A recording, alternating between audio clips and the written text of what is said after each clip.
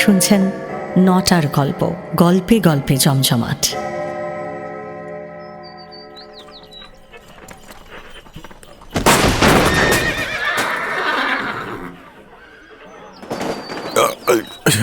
সাবধান। আস্তে বাবা, আস্তে, সাবধানে নামো। ইস, আপনার লাগেনি তো? না না না না, কিচ্ছু হয়নি। তবে আরে সাবধান সাবধান, আস্তে। এক্ষুনি পড়ে যাচ্ছিলেন। না না, আসলে মনে হলো মাথাটা যেন একটু ঘুরে গেল। এখন ঠিক আছে। আচ্ছা, এই সামনেই আমার বাড়ি, একটু বিশ্রাম নেবেন, চলুন। সেই ভালো, একটু বিশ্রাম নিয়ে নাও। না না না না, আমি পারবো মা, আর দরকার নেই। ওকে আবার শুধু শুধু বিরক্ত করা। না না, আমার কিসের অসুবিধে? আসুন আপনারা, আসুন আসুন। আচ্ছা আচ্ছা, চলুন তাহলে। কেমনে আসে যায় খাসার ভিতর। শুনছেন রবীন্দ্রনাথ ঠাকুরের উপন্যাস গোরা। আজ শুনবেন প্রথম পর্ব।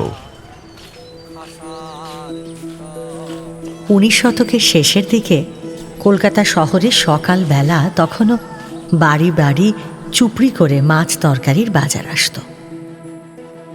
বাড়িতে বাড়িতে রান্নাঘর থেকে উনুন জ্বালানোর ধোঁয়ায় পাড়া একেবারে ছেয়ে যেত। ভিস্তিওয়ালা কোন ভোরে এসে রাস্তা ধুয়ে চলে যেত। তারপর গাড়ি ঘোড়া আর ফেরিওয়ালার ডাকে শহর ক্রমশ আড়মোড়া ভেঙে ব্যস্ত হয়ে উঠত। শ্রাবণ মাসের সকাল, মেঘ কেটে কলকাতার আকাশে ঝকঝকে রোদ উঠেছে। এমন দিনে বিনয়ভূষণ তার বাসার দোতলার বারান্দায় একলা দাঁড়িয়ে লোকজনের চলাচল দেখছিল। কলেজ পাশ করে গেলেও সংসারে এখনো সে প্রবেশ করতে পারেনি। সভা সমিতি চালানো এবং খবরের কাগজের লেখায় মন দিলেও তার মন ভরে না।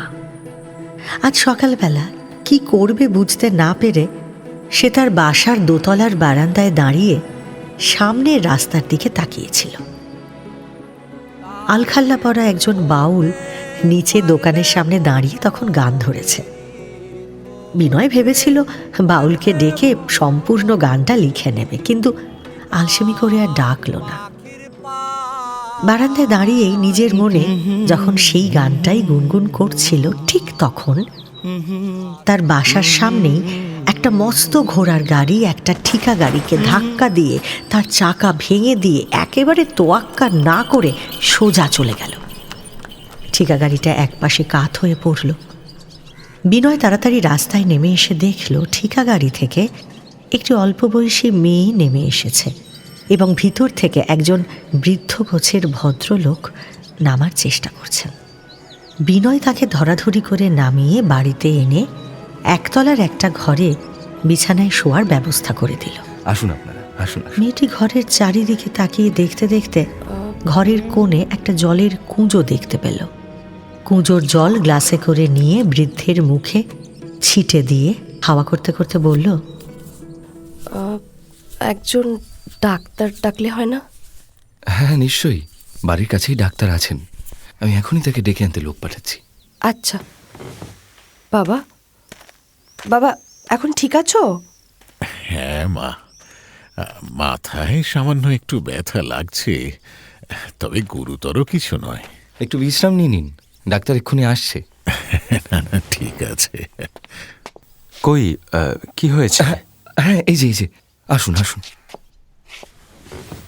দেখি। না, বিশেষ কিছুই তো হয়নি। যাক, মাথায় সামান্য চোট পেয়েছেন মাত্র। গরম দুধে অল্প ব্র্যান্ডি মিশিয়ে খাইয়ে দিন, শরীরে বল পাবেন। আচ্ছা, তাহলে আমি আসি, কেমন? কোনো অসুবিধে হলে আমাকে জানাবেন। মা, এবার তাহলে আমরা। বাবা ব্যস্ত হচ্ছ কেন? ডাক্তারের ভিজিট আর ওষুধের দাম বাড়ি থেকে পাঠিয়ে দেবো। ভিজিট অতি সামান্য, সেজন্য ব্যস্ত হবেন না। সে আমি না হয়। আচ্ছা আপনারা একটু বসুন না, আমি একটু গরম দুধ দিতে বলি। আর সঙ্গে দেখুন, আমার জন্যে ব্র্যান্ডির দরকার নেই। কেন? ডাক্তারবাবু যে বলে গেলেন। আরে, ডাক্তাররা অমন বলেই থাকে, ওটা ওদের একটা কুসংস্কার। আমার যেটুকু দুর্বলতা আছে, একটু গরম দুধ খেলেই কেটে যাবে। বেশ বেশ, আমি এখনই নিয়ে আসছি। দুধ খাওয়ার পর বল ফিরে পেয়ে বৃদ্ধ যাবার জন্য উঠলেন। এবারে তাহলে বিনয় নিজে আমরা গিয়ে যাই। গাড়ি ডেকে আনলো। গাড়িতে ওঠার আগে বৃদ্ধ একটু দাঁড়ালেন। আপনাকে বড় কষ্ট দিলাম। আরে না না, আমার কোনো অসুবিধা হয়নি, এইটুকু ব্যবস্থা তো করাই যায়। আচ্ছা, আপনার নামটি কি? আমার নাম বিনয়, বিনয় ভূষণ চট্টোপাধ্যায়। হো, আমার নাম পরেশচন্দ্র ভট্টাচার্য। এই কাছেই ৭৮ নম্বর বাড়িতে থাকি। কখনো সময় পেলে যদি আমাদের ওখানে যান, ভারী খুশি হব। নিশ্চয়ই নিশ্চয়ই। চলি। নমস্কার। মেয়েটি নিঃসংকোচে বিনয়ের মুখের দিকে চোখ তুলে চেয়ে কথাটা বলেই গাড়িতে উঠে চলে গেল। হতবুদ্ধি বিনয় প্রতি নমস্কার জানাতেও ভুলে গেল। নিজেকে বারবার ধিক্কার দিতে দিতে ঘরে ফিরে দেখল যে রুমাল দিয়ে মেয়েটি তার বাবার মুখ মুছিয়ে দিয়েছিল, সেই রুমালটা তার বিছানার উপরে পড়ে আছে। রুমালটা যত্নে দেরাজে তুলে রেখে দিল। কিন্তু তারপর থেকে বিনয়ের আর কোনো কাজেই মন বসল না। অপূর্ব এক আনন্দের সঙ্গে একটা নিবিড় বেদনা মিশে তার মনটাকে এমনভাবে ছেয়ে রইল, একটা অপূর্ব আলো তার মস্তিষ্কের মধ্যে থেকে সারা শরীরে রক্তের মধ্যে এমনভাবে বইতে লাগলো যে এর আগে সে কখনো এমনটা অনুভব করেনি। এই অদ্ভুত অনুভূতি তার প্রতিদিনের জীবনের সমস্ত তুচ্ছতাকে একেবারে আড়াল করে দিল। পরদিন সকালে বারান্দায় এসে দাঁড়িয়েছে বিনয়। দেখল একটি ৭-৮ বছরের ছেলে রাস্তায় দাঁড়িয়ে তার বাড়ির নাম্বারটা দেখছে, আর হাতে ধরা একটা খামের ওপরের লেখার সঙ্গে সেটা মিলিয়ে নিচ্ছে। তাড়াতাড়ি বিনয় নিচে নেমে গেল। কাকে খুঁজছো? বিনয় ভূষণ চট্টোপাধ্যায়। হ্যাঁ আমি। আচ্ছা, এসো এসো, ঘরে এসো। দিদি আমাকে এই খামটা দিয়ে পাঠিয়েছে। খাম? হ্যাঁ, দেখি। এই যে। উপরে তো আমার নামই লেখা। আরে, এর মধ্যে তো টাকা। দিদি পাঠালো তো, আপনি পেতেন। আচ্ছা, আমি এখন তাহলে যাই। আরে এত তারা কিসের? চলো চলো। বিনয় তাকে দোতলার ঘরে নিয়ে গেল। ছেলেটার রং তার দিদির চেয়ে কালো, কিন্তু মুখের ছাঁচে বেশ কিছুটা মিল আছে। সপ্রতিভ ছেলেটিকে দেখে বিনয়ের বেশ মনে ধরল। ঘরে ঢুকে দেওয়ালের একটা ছবির দিকে তাকিয়ে ছেলেটি বলল, এই কার ছবি? আমার একজন বন্ধুর। বন্ধুর ছবি? কি নাম তার? তুমি তাকে চিনবে না, আমার বন্ধু গৌরমোহন, তাকে গৌড়া বলি। আমরা ছেলেবেলা থেকে একসঙ্গেই পড়েছি। ও আচ্ছা, আপনি এখনো পড়েন? না না না, এখন আর পড়ি নে। আপনার সব পড়া হয়ে গেছে? হ্যাঁ, সব পড়া হয়ে গেছে। আচ্ছা। আচ্ছা, তোমার নাম কি? আমার নাম শ্রী সতীশচন্দ্র মুখোপাধ্যায়। মুখোপাধ্যায়? একটু একটু করে বিনয় জানতে পারল যে পরেশচন্দ্র ভট্টাচার্য এদের বাবা নন। তিনি এই দুই ভাই বোনকে ছেলেবেলা থেকে লালন পালন করেছেন। এর দিদির নাম আগে ছিল রাধারানী। পরেশবাবুর স্ত্রী সেটা পরিবর্তন করে সুচরিতা নাম রেখেছেন। দেখতে দেখতে বিনয়ের সঙ্গে সতীশের খুব ভাব হয়ে গেল। তুমি একলা বাড়ি ফিরতে পারবে? আমি তো রোজ একলাই যাই। চলো, আজ আমি তোমাকে পৌঁছে দিয়ে আসি। কেন? আমি তো একলা যেতে পারি। সেদিন সতীশকে বাড়ির দরজা পর্যন্ত পৌঁছে দিয়েও তাদের বাড়ির ভেতরে ঢুকল না বিনয়। আপনি ভিতরে আসবেন না? আরেকদিন আসবো। আচ্ছা, ঠিক আছে। বাড়ি ফিরে পকেট থেকে সতীশের দেওয়া সেই খামটা বের করে অনেকক্ষণ ধরে প্রায় প্রতিটি অক্ষরের টান ধরন একরকম মুখস্থ করে সেটি বাক্সের মধ্যে যত্ন করে রেখে দিল। বিনয়ের বন্ধু গৌরমোহন স্কুলে পড়ার সময় থেকেই তার বন্ধু। গোরা মাথায় প্রায় 6 ফুট লম্বা, তার চওড়া কাঁধ, 2 হাতের মুঠো যেন বাঘের থাবার মতো বড়। সব মিলিয়ে গোরাকে সুশ্রী না বলা গেলেও সকলের মধ্যে আলাদা করে সে চোখে পড়েই। তবে বিনয়ের চোখে মুখের উজ্জ্বলতা, বুদ্ধির প্রখরতা আর সুপুরুষ ভাব মিলে তার মুখশ্রীতে একটা বিশিষ্টতা দিয়েছে। কলেজে বিনয় বরাবরই ভালো নম্বর ও বৃত্তি পেয়ে এসেছে। গোরা কোনো মতেই তার সঙ্গে পাল্লা দিয়ে সমানে চলতে পারত না। বিনয়ই তার বাহন হয়ে কলেজের পরীক্ষাগুলো টেনে তাকে পার করে এনেছে। ছোটবেলায় স্কুল থেকে ফিরে এসে গোরাদের 3 তলা বাড়ির স্যাঁতস্যাঁতে ছাতে তারা কত ছুটোছুটি করেছে। কখনো বা পরীক্ষার আগে দুজনে চিৎকার করে আবৃত্তি করতে করতে পায়চারি করে বেরিয়েছে। তারপর কলেজে পড়ার সময় রাতের খাওয়া সেরে তর্ক করতে করতে কত রাত তারা যে সেই ছাতেই কাটিয়ে দিয়েছে তার শেষ নেই। আর এখন সেই ছাতের ওপরেই মাসে একবার করে তারা হিন্দু হিতৈষী সভার অধিবেশন বসায়। এই 2 বন্ধুর মধ্যে গৌরমোহন এই সভার সভাপতি এবং বিনয় সেক্রেটারি। গতকাল সন্ধে থেকে টিপ টিপ করে কেবলই বৃষ্টি হয়েছে। আজ বেলা 4টে থেকে বৃষ্টি পড়া বন্ধ হয়ে গেলেও আকাশের অবস্থাটা ভালো নয়। এমন সন্ধেতে আজও বিনয় আর গোরা সেই ছাতেই 2 বেতের মোড়ার ওপর বসে কথা বলছিল। শোনো, অবিনাশ যে ব্রাহ্মদের নিন্দা করছিল তাতে এটা বোঝা যায় যে ছেলেটা বেশ সুস্থ স্বাভাবিক অবস্থায় আছে। এতে তুমি হঠাৎ অমন খাপ্পা হয়ে উঠলে কেন? কি আশ্চর্য, এটা আবার জানতে চাওয়ার কি আছে? আচ্ছা, এটা একটা কোনো প্রশ্ন হলো? শোনো, দোষটা কিন্তু তোমারই। একদল লোক সমাজের বাঁধন ছিঁড়ে সব বিষয় উল্টো রকম করে চলবে আর সমাজের লোক সেটা মেনে নেবে, সেটা তো হয় না। মানতে না পেরে তাদেরকে ভুল বুঝে, হয়তো তাদের ভুল বুঝেই নিন্দে করছে। তারা যে ইচ্ছে মতো সমাজ ভেঙে বেরিয়ে গেছে, তার শাস্তি তো তাদের পেতে হবে। হ্যাঁ, এটা হয়তো স্বাভাবিক, কিন্তু এটা যে ভালো হচ্ছে এটা আমি মানি না।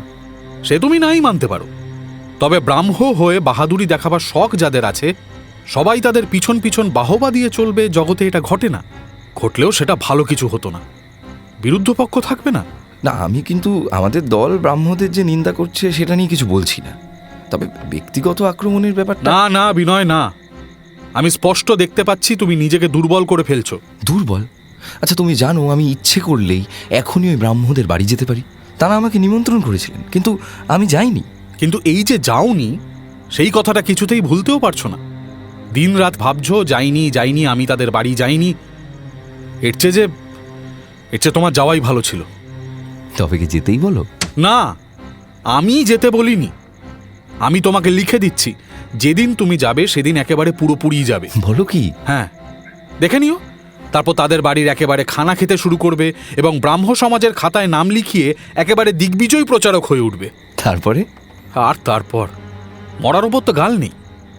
ব্রাহ্মণের ছেলে হয়ে তুমি গো ভাগাড়ি গিয়ে মরবে, তোমার আচার বিচার কিছুই থাকবে না। কিন্তু তুমি জানো, এসব কথা নিয়ে তর্ক করতে আমার ভালো লাগে না, বিরক্ত লাগে। অধঃপাতের দিকে পা বাড়িয়ে দাঁড়িয়ে আছো তুমি। ডাক্তার আশা ছেড়ে দিলেই যে রোগী সব সময় মরে এমন তো নয়। আমি তো তেমন কোনো লক্ষণ বুঝতে পারছি না। পারছো না? না। হাত পা অসাড় হচ্ছে না তোমার? না, দিব্যি জোর আছে। তবে বিনু, এখন যখন তোমার বিচার বুদ্ধি গেছে তখন আমার কথাটা মেনেই নাও। কি কথা? পতঙ্গের মতন তোমার মনটা যে কারণে পরেশবাবুর বাড়ির চারিদিকে ঘুরছে, ইংরেজিতে তাকে বলে থাকে লাভ। কিন্তু ইংরেজদের মতন ওই লাভ ব্যাপারটাকেই জীবনের চরম পুরুষার্থ বলে ভেবে বসো না যেন। তুমি কি পাগল হয়েছ? আমার আবার লাভ? তবে পরেশবাবুদের আমি যেটুকু দেখেছি এবং ওদের সম্বন্ধে যা শুনেছি, তাতে ওদের প্রতি আমার যথেষ্ট শ্রদ্ধাই হয়েছে। তাই মনে হয় ওদের ঘরের ভিতরের জীবনযাত্রাটা কী রকম সেটা জানবার জন্য আমার একটা আকর্ষণ হয়েছিল। সেই আকর্ষণটাই তো সামলে চলতে হবে। ওদের ভিতরকার ব্যাপার জানতে গিয়ে শেষকালে দেখবে এতটা ভিতর পর্যন্ত তোমায় যেতে হলো যে তোমার টিকিটি পর্যন্ত আর খুঁজে পাওয়া যাবে না।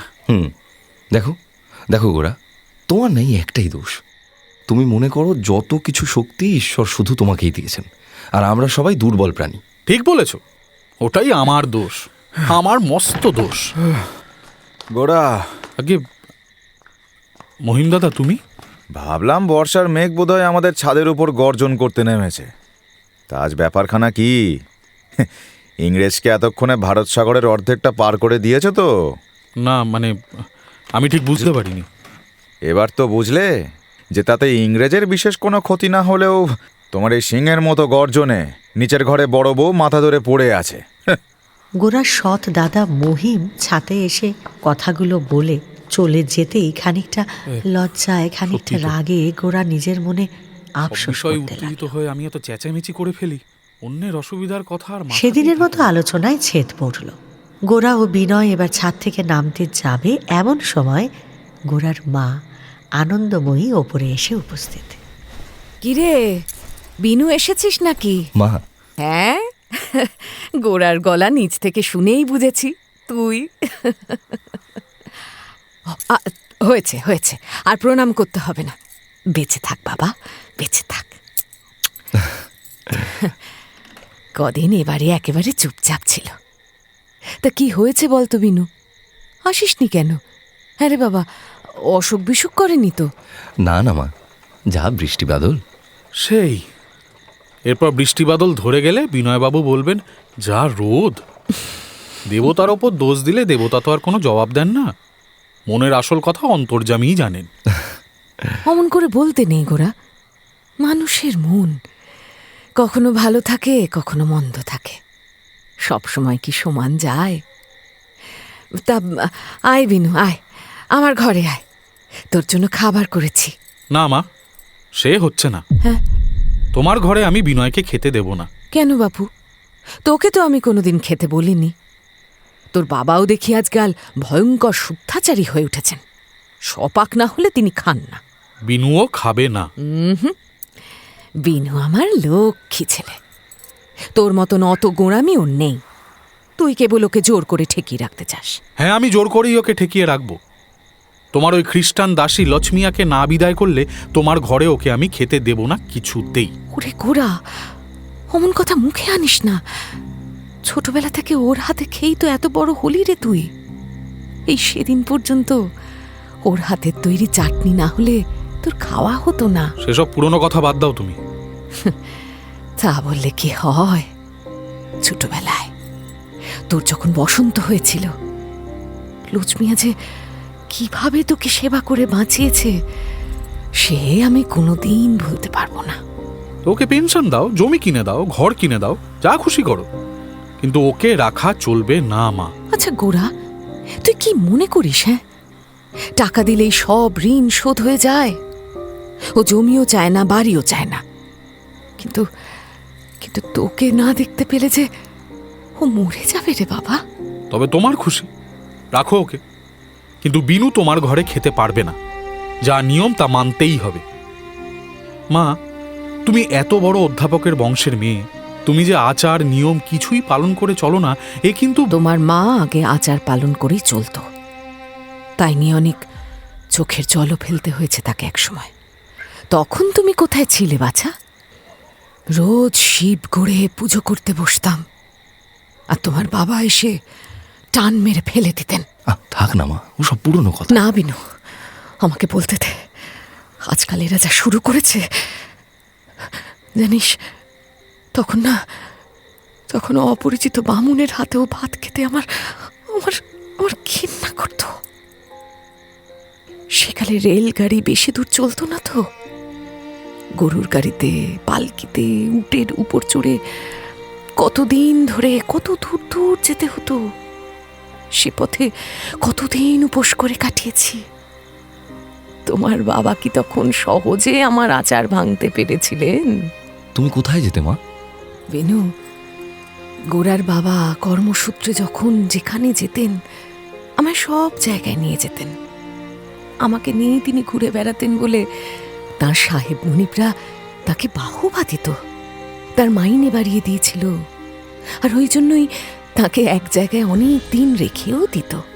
ও, তো সেই সব জায়গায় যাওয়ার সময় পথে সুচিতা রক্ষার জন্যই কারোর হাতে কিচ্ছু না খেয়ে কতদিন আমি কাটিয়েছি।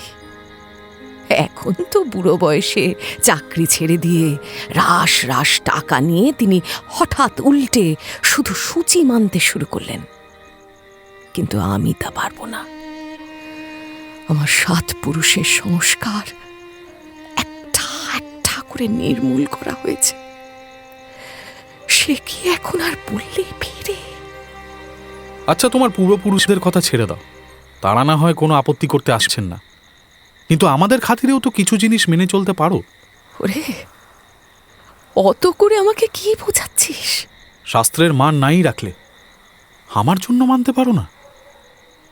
আমার স্বামী, আমারই ছেলে, আমাকে নিয়েই যদি পদে পদে কেবল বাধা পায়, সে কি আর আমার নিজেরও ভালো লাগে রে? কিন্তু কিন্তু তোকে কোলে নিয়েই যে আমি আচার ভাসিয়ে দিয়েছি, তা কি তুই জানিস? আমার জন্য? মানে ছোট ছেলেকে বুকে তুলে নিলেই বুঝতে পারা যায় যে জাত নিয়ে কেউ পৃথিবীতে জন্মায় না।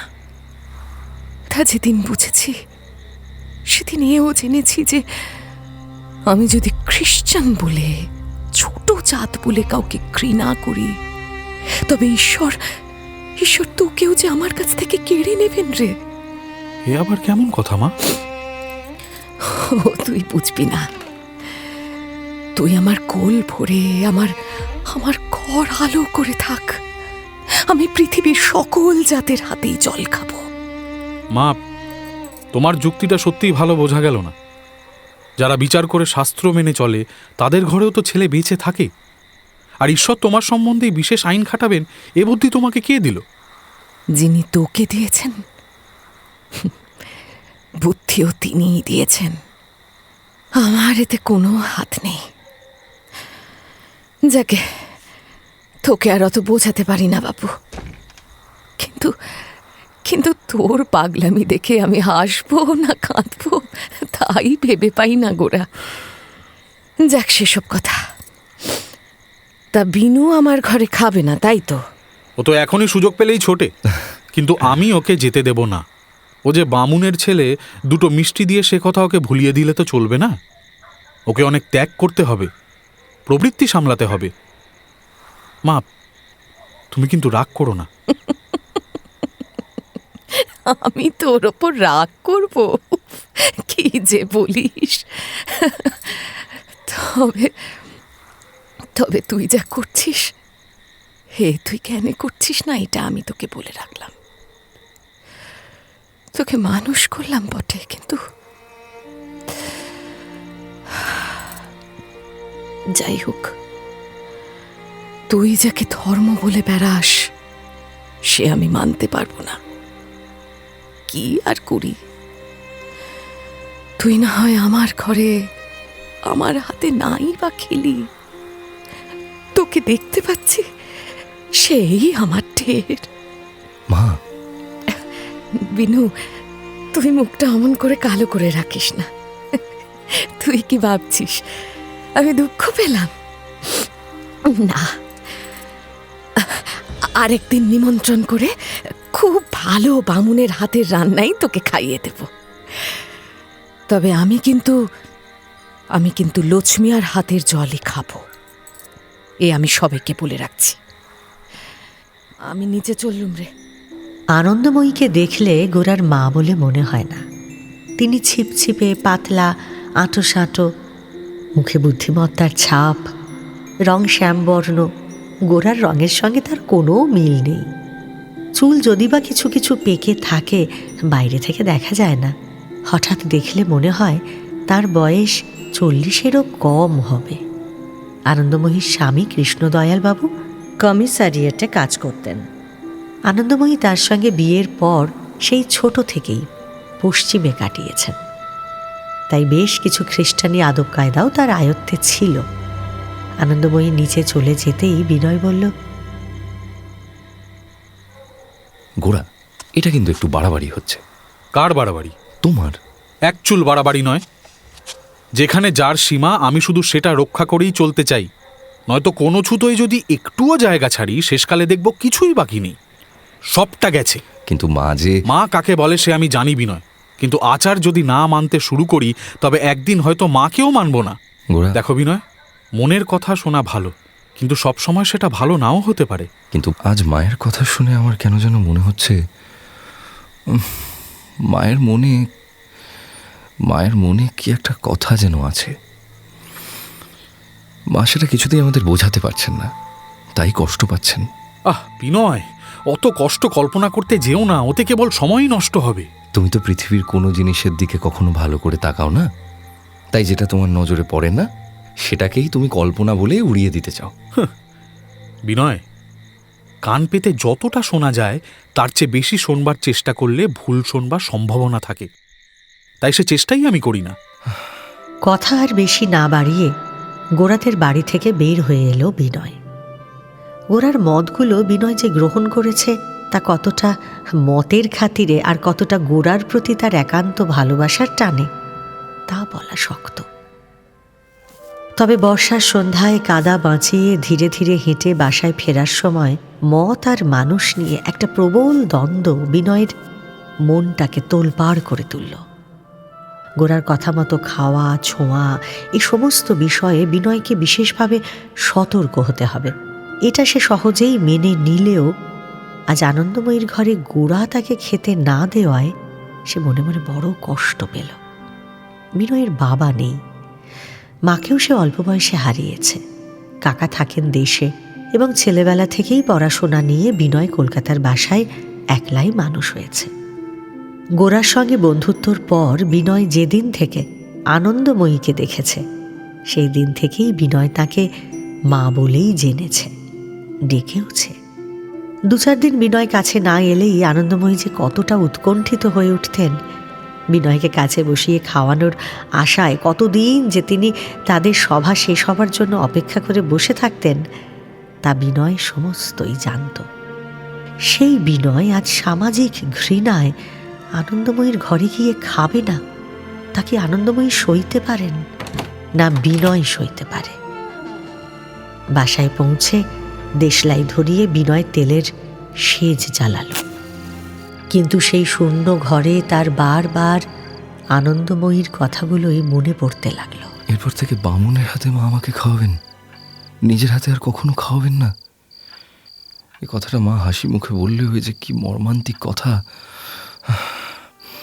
চারিদিকে এলোমেলো ছড়ানো কাগজপত্র, বইয়ের মধ্যে বিনয়ের প্রাণ যেন আজ হাঁপিয়ে উঠল। কিছুতেই বুঝতে মানুষের সঙ্গ, স্নেহের অভাব তার বুক চেপে ধরল। কি যে করি।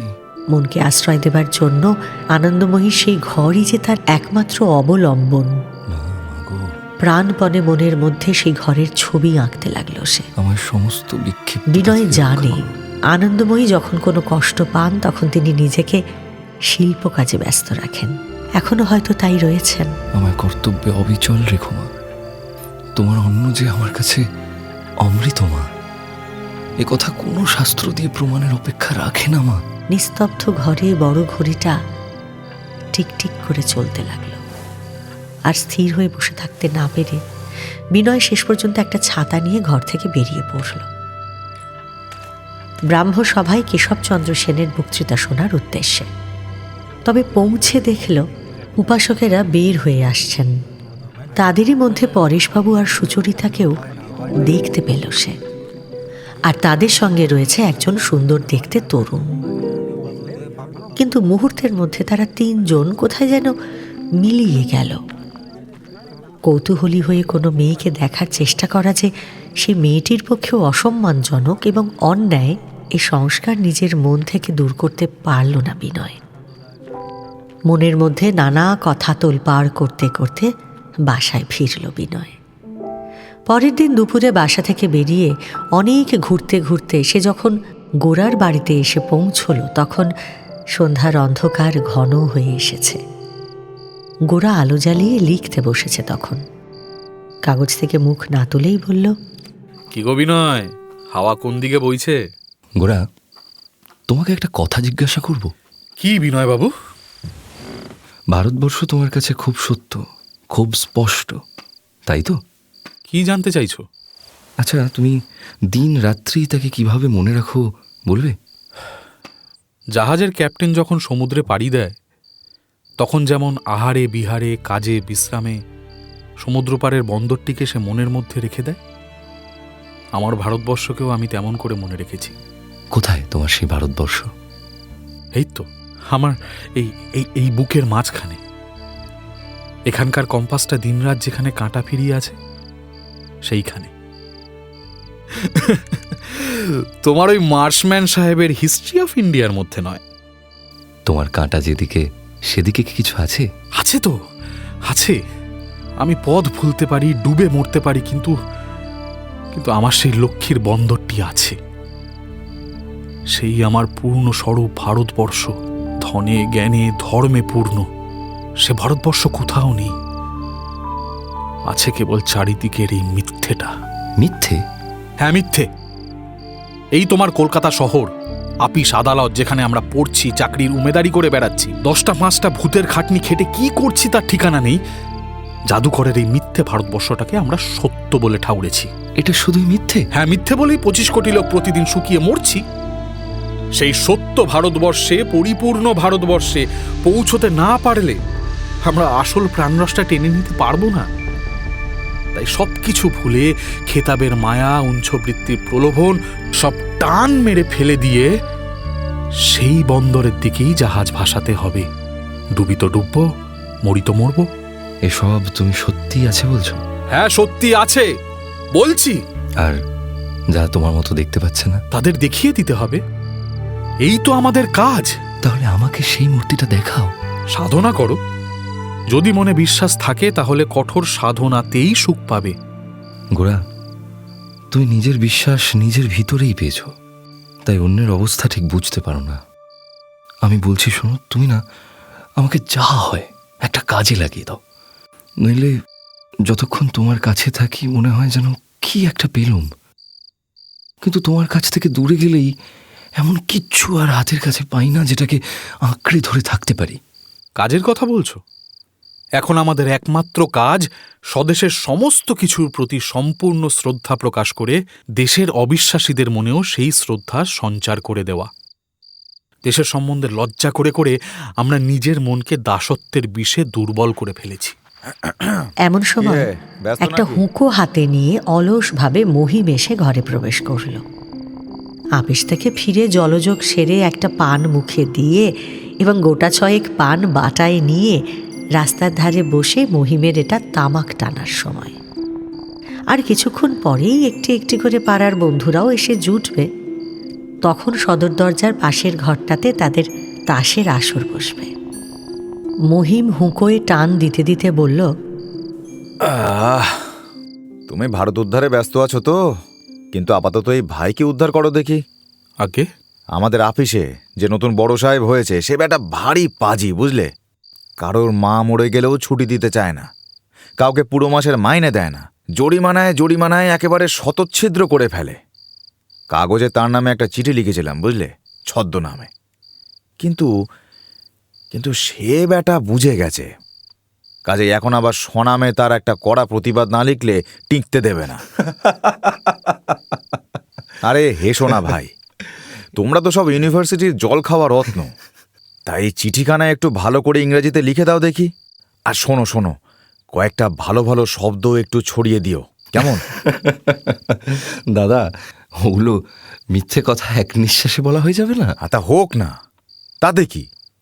যার গায়ের জোর আছে, বাহাদুরি করে সত্যি বলে তার চুরি ধরিয়ে দিতে গেলে কি মনে করো সে লজ্জায় মাথা হেঁট করে থাকবে? আর শোনো শোনো, ওরা যা মিথ্যে বলে না, রীতিমতো তারিফ করার মতোই।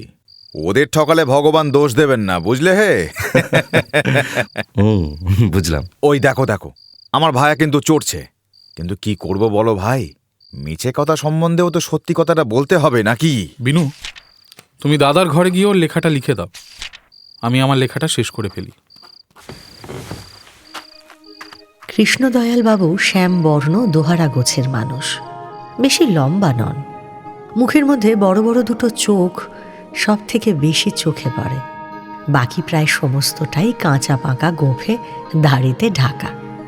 একসময় পশ্চিমে থাকতে পল্টনের গোড়াদের সঙ্গে মিশে প্রচুর মদ মাংস খেয়েছেন।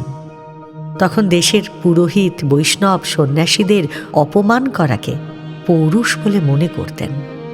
এখন সবসময় গেরুয়া রঙের পট্টবস্ত্র পরে থাকেন, হাতের কাছে পিতলের কমণ্ডলু রাখেন সবসময়, আর তার পায়ে খড়ম থাকে।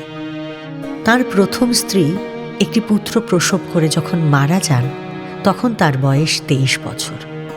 মায়ের মৃত্যুর কারণ বলে রাগ করে ছেলেটিকে তার শ্বশুরবাড়িতে রেখে এই কৃষ্ণদয়াল প্রবল বৈরাগ্যের ঝোঁকে একেবারে পশ্চিমে চলে যান এবং 6 মাসের মধ্যেই কাশীবাসী সার্বভৌম মহাশয়ের পিতৃহীনা নাতনি আনন্দময়ীকে বিয়ে করেন।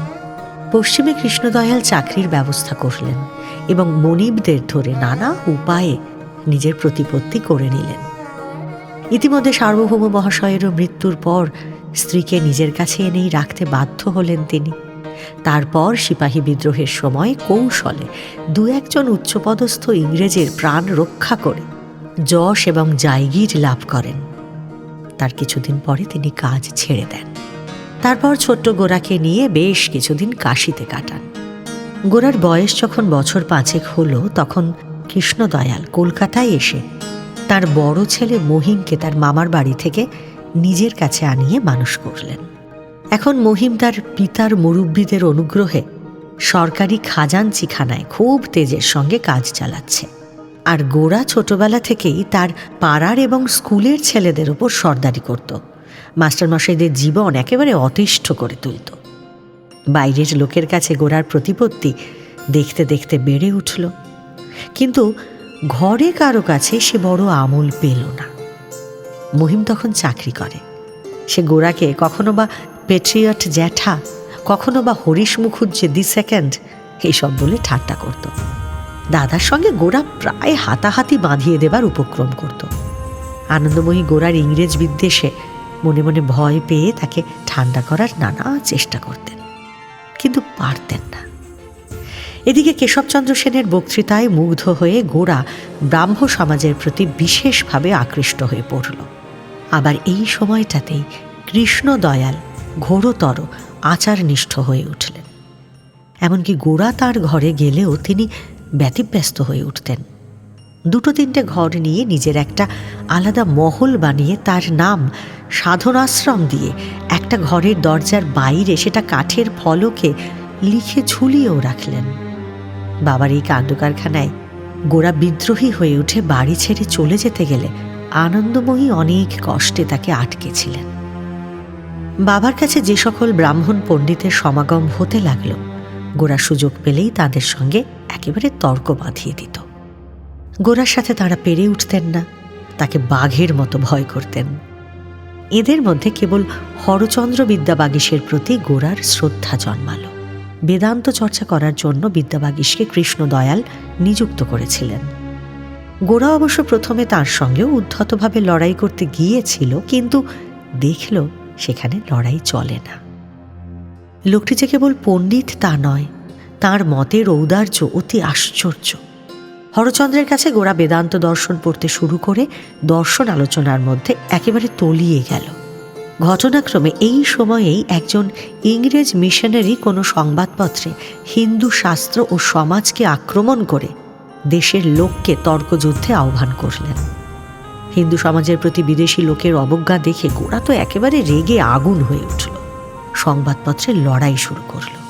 তারপর হিন্দু ধর্ম ও সমাজের শ্রেষ্ঠত্ব প্রমাণ করতে ইংরেজিতে একটা বই লিখতে বসে গেল এবং মনে মনে ঠিক করল, যে দেশে সে জন্মেছে সেই দেশের আচার বিশ্বাস শাস্ত্র ও সমাজের জন্য পরের ও নিজের কাছে বিন্দু মাত্র সে সংকুচিত হয়ে থাকবে না। দেশের যা কিছু আছে তার সমস্ত সগর্বে মাথায় করে নিয়ে দেশকে ও নিজেকে অপমান থেকে রক্ষা করবে। অতএব গোরা গঙ্গা স্নান ও সন্ধ্যান্নিক করা শুরু করল। ঠিকই রাখল। প্রতিদিন সকালবেলায় মা বাবাকে প্রণাম করতে শুরু করল। দাদা মহিমকে দেখে উঠে দাঁড়িয়ে প্রণাম করা শুরু করল। মহিম এই হঠাৎ ভক্তি নিয়ে তাকে মুখে যা আসে তাই বললেও গোরা কিন্তু কোনো জবাব দিল না। গোরা তার উপদেশ এবং আচরণে দেশের একদল লোককে যেন জাগিয়ে দিল। তবে কৃষ্ণদয়াল কিন্তু গোরার এই পরিবর্তনে খুশি হলেন না। এমনকি তিনি একদিন গোরাকে ডেকে বললেন, দেখো বাবা, হিন্দু শাস্ত্র বড় গভীর জিনিস। ঋষিরা যে ধর্ম স্থাপন করে গেছেন তা তলিয়ে বোঝা যে সে লোকের কর্ম নয়। বলেন কি বাবা? আমি যে হিন্দু, হিন্দু ধর্মের মর্ম আজ না বুঝি তো কাল বুঝব।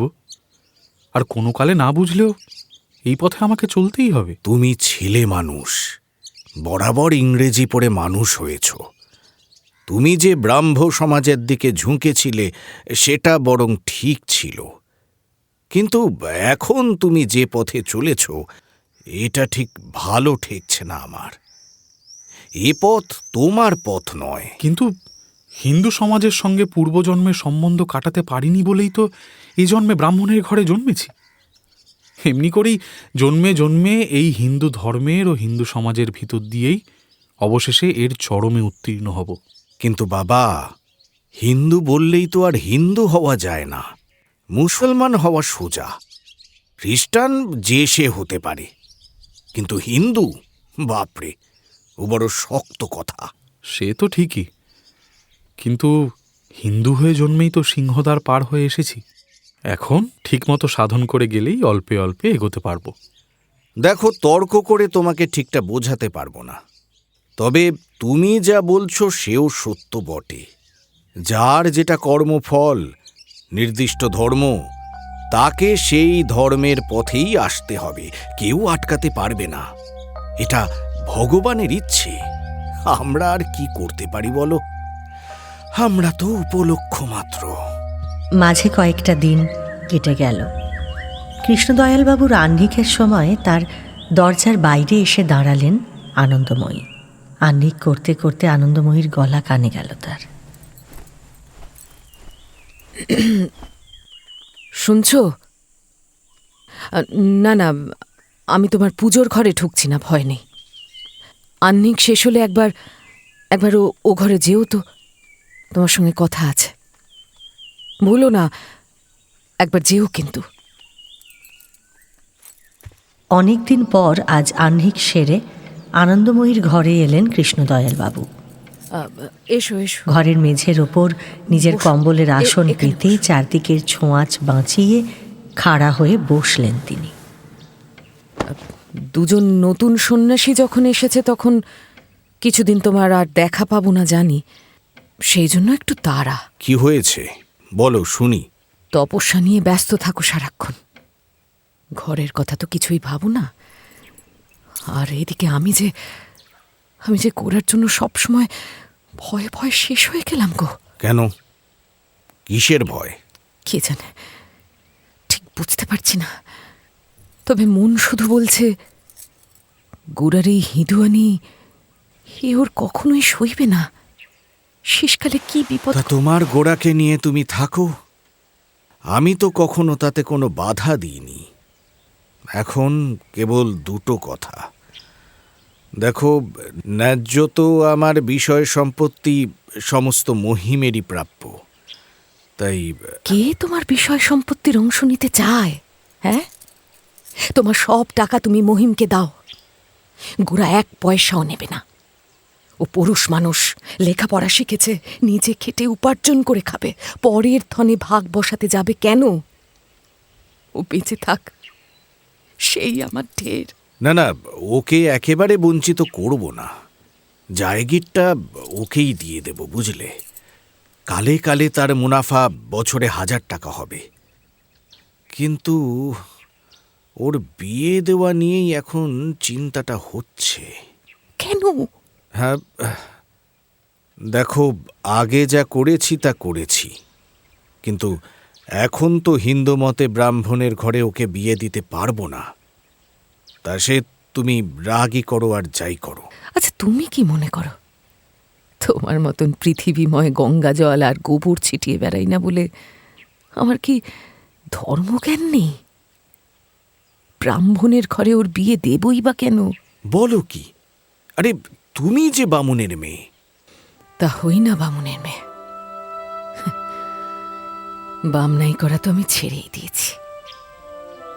ওই তো মহিমের বিয়ের সময় আমার নাকি খ্রিস্টানি চাল আছে, এমনকি আমাকে খ্রিস্টান বলে তো কুটুমরা কত কথা বলল। তাতে কি? কিছু না তো, কিচ্ছু না। আমি তো তাদের সব কথা মেনে নিয়েই বলি, খ্রিস্টান কি মানুষ নয়? তোমরাই যদি সব থেকে উঁচু জাত আর ভগবানের এত আদরের হও, তবে তিনি একবার পাঠানের, একবার মুঘলের, একবার খ্রিস্টানের পায়ে এমন করে তোমাদের মাথা মুড়িয়ে দিচ্ছেন কেন? এসবে কিছু লাভ হবে না। সমাজ একটা আছে, সেটা তো বোঝো, আর সেটা তোমার মেনে চলাই উচিত। থাক, আমার আর বুঝে কাজ নেই।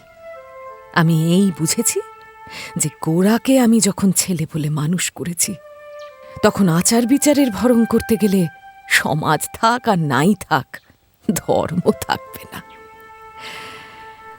তবে আজকাল আমার শুধু মনে হয় গোরাকে একবার সব কথা বলে ফেলে, না না না না, তারপরে অদৃষ্টে যা থাকে তাই হবে। আমি বেঁচে থাকতে কোনো মতেই সেটা করো না। গোড়াকে তো জানোই, এ কথা শুনলে সে যে কি করতে কি করে বসবে কে জানে। কিন্তু না না, কোনো কিন্তু না। তারপর সমাজেও একটা হুলস্থুল পড়ে যাবে। তাহলে আমার সাধন ভজন সমস্ত মাটি হবে। আরও কি বিপদ ঘটে বলা যায় না। তাহলে কি করব? গোড়ার বিয়ের ব্যাপারে একটা কথা ভাবছি। কি গো? আমার সাথে কলেজে পড়তো, বুঝলে, পরেশ ভট্টাচার্য। সে স্কুল ইন্সপেক্টরি কাজে পেনশন নিয়ে সম্প্রতি কলকাতায় এসে বসেছে। শুনেছি তার ঘরে অনেকগুলো মেয়েও আছে। এখন গোড়াকে যদি তার বাড়িতে ভিড়িয়ে দেওয়া যায় তবে। বুঝেছি কি বলতে চাইছো। কেমন, ঠিক ভাবেনি? সেখানে যাতায়াত করতে করতে পরেশের কোনো মেয়েকে তার পছন্দ হয়ে গেলেই একেবারে প্রজাপতির নির্বন্ধ। সে আবার ঘোর ব্রাহ্ম। হ্যাঁ, বলো কি, গোরা ব্রাহ্মর বাড়ি যাতায়াত করবে? সেদিন ওর আর নেই। মা, কি বাবা, কি চাই? না, বিশেষ কিছু না, এখন থাক। একটু দাঁড়াও গোরা, একটা কথা আছে। আগে বলুন। দেখো, আমার একটি ব্রাহ্ম বন্ধু সম্প্রতি কলকাতায় এসেছেন। ওই হেদোর দিকে থাকেন। পরেশবাবু নাকি? তুমি তাকে চিনলে কি করে? বিনয় তার বাড়ির কাছেই থাকে, তার কাছে তাদের গল্প শুনেছি। যাই হোক, আমার ইচ্ছে তুমি তাঁদের খবর নিয়ে এসো। আচ্ছা, কাল যাব। ও না, কাল তো হবে না। কেন? কাল আমাকে ত্রিবেণী যেতে হবে। ত্রিবেণী? কাল সূর্যগ্রহণে স্নান আছে। তা স্নান করতে চাস তো কলকাতার গঙ্গায় যা। বুঝলুম। ত্রিবেণী না হলে কি তোর স্নান হবে না? তুই যে দেশশুদ্ধ সকল লোককে ছাড়িয়ে উঠলি গোরা। গোরা কিছু বলল না, নীরবে মাথা নিচু করে বেরিয়ে গেল। অনেক তীর্থযাত্রী একসঙ্গে ত্রিবেণীতে যাবেন। গোরা সেখানে যেতে চায়, কারণ সেখানে সে তার সমস্ত সংকোচ, পূর্ব সংস্কার পরিত্যাগ করে দেশের সাধারণের সঙ্গে এক জায়গায় নেমে দাঁড়িয়ে তাদের সকলের সঙ্গে মন থেকে মিশে এক হতে চায়। ভোরে উঠে বিনয় দেখল রাতের মধ্যেই আকাশ পরিষ্কার হয়ে গেছে। বারান্দায় গিয়ে দাঁড়াতেই দেখতে পেল পরেশবাবু এক হাতে লাঠি ও অন্য হাতে সতীশের হাত ধরে রাস্তা দিয়ে ধীরে ধীরে চলেছেন। সতীশ বিনয়কে বারান্দায় দেখতে পেয়েই চিৎকার করে ডেকে উঠল। আপনার বাড়িতেই এলাম। আসুন পরেশবাবু, ভিতরে আসুন। এসো এসো, ঘরে এসো, বসুন। আরে, সেদিন আপনি না থাকলে আমাদের ভারী মুশকিল হতো। বড় উপকার করেছেন আপনি। কি যে বলেন, কি বা করেছি এমন? আচ্ছা বিনয় বাবু, আপনি যে সেদিন বললেন আমাদের বাড়িতে যাবেন, কই আর গেলেন না তো? আচ্ছা বিনয় বাবু, আপনার কুকুর নেই? কুকুর? না তো, নেই। কেন কুকুর রাখেননি কেন? মানে কুকুরের কথাটা কখনো মনে হয়নি। ও আচ্ছা। সতীশ, শুনলুম সেদিন সতীশ আপনাদের এখানে এসেছিল। খুব বোধহয় বিরক্ত করে গেছে। আসলে ও এত বক বক করে না যে ওর দিদি ওকে বক্তিয়ার খিলজি নাম দিয়েছে। আমিও খুব বকতে পারি, তাই আমাদের দুজনের খুব ভাব হয়েছে। কি বলো সতীশবাবু? তা বেশ তো, ভালোই তো, বলুন। আচ্ছা বিনয় বাবু, অনেকক্ষণ কথাবার্তা হলো। লড়াই পরেশবাবু কেবল প্রসন্ন শান্ত মুখে মাঝে মাঝে হেসেছেন এবং দুটো একটা কথায় যোগ দিয়েছেন মাত্র। বিদায় নেওয়ার সময় বললেন, আচ্ছা, আপনাকে বলে দিই, আমাদের ৭৮ নম্বরের বাড়িটা এখান থেকে বরাবর ডান হাতে গিয়ে। আরে উনি তো আমাদের বাড়ি চেনেন।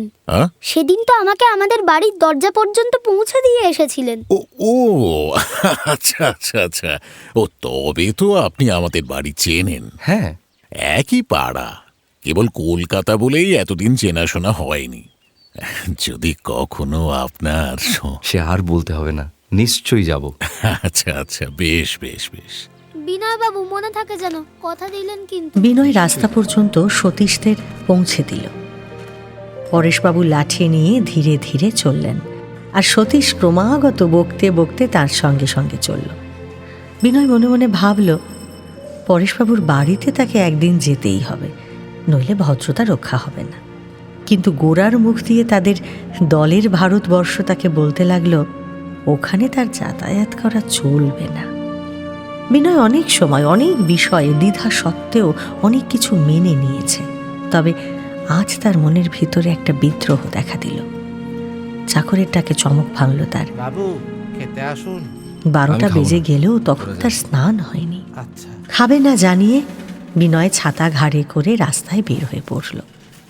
সোজা গিয়ে উপস্থিত হলো গোরাদের বাড়িতে।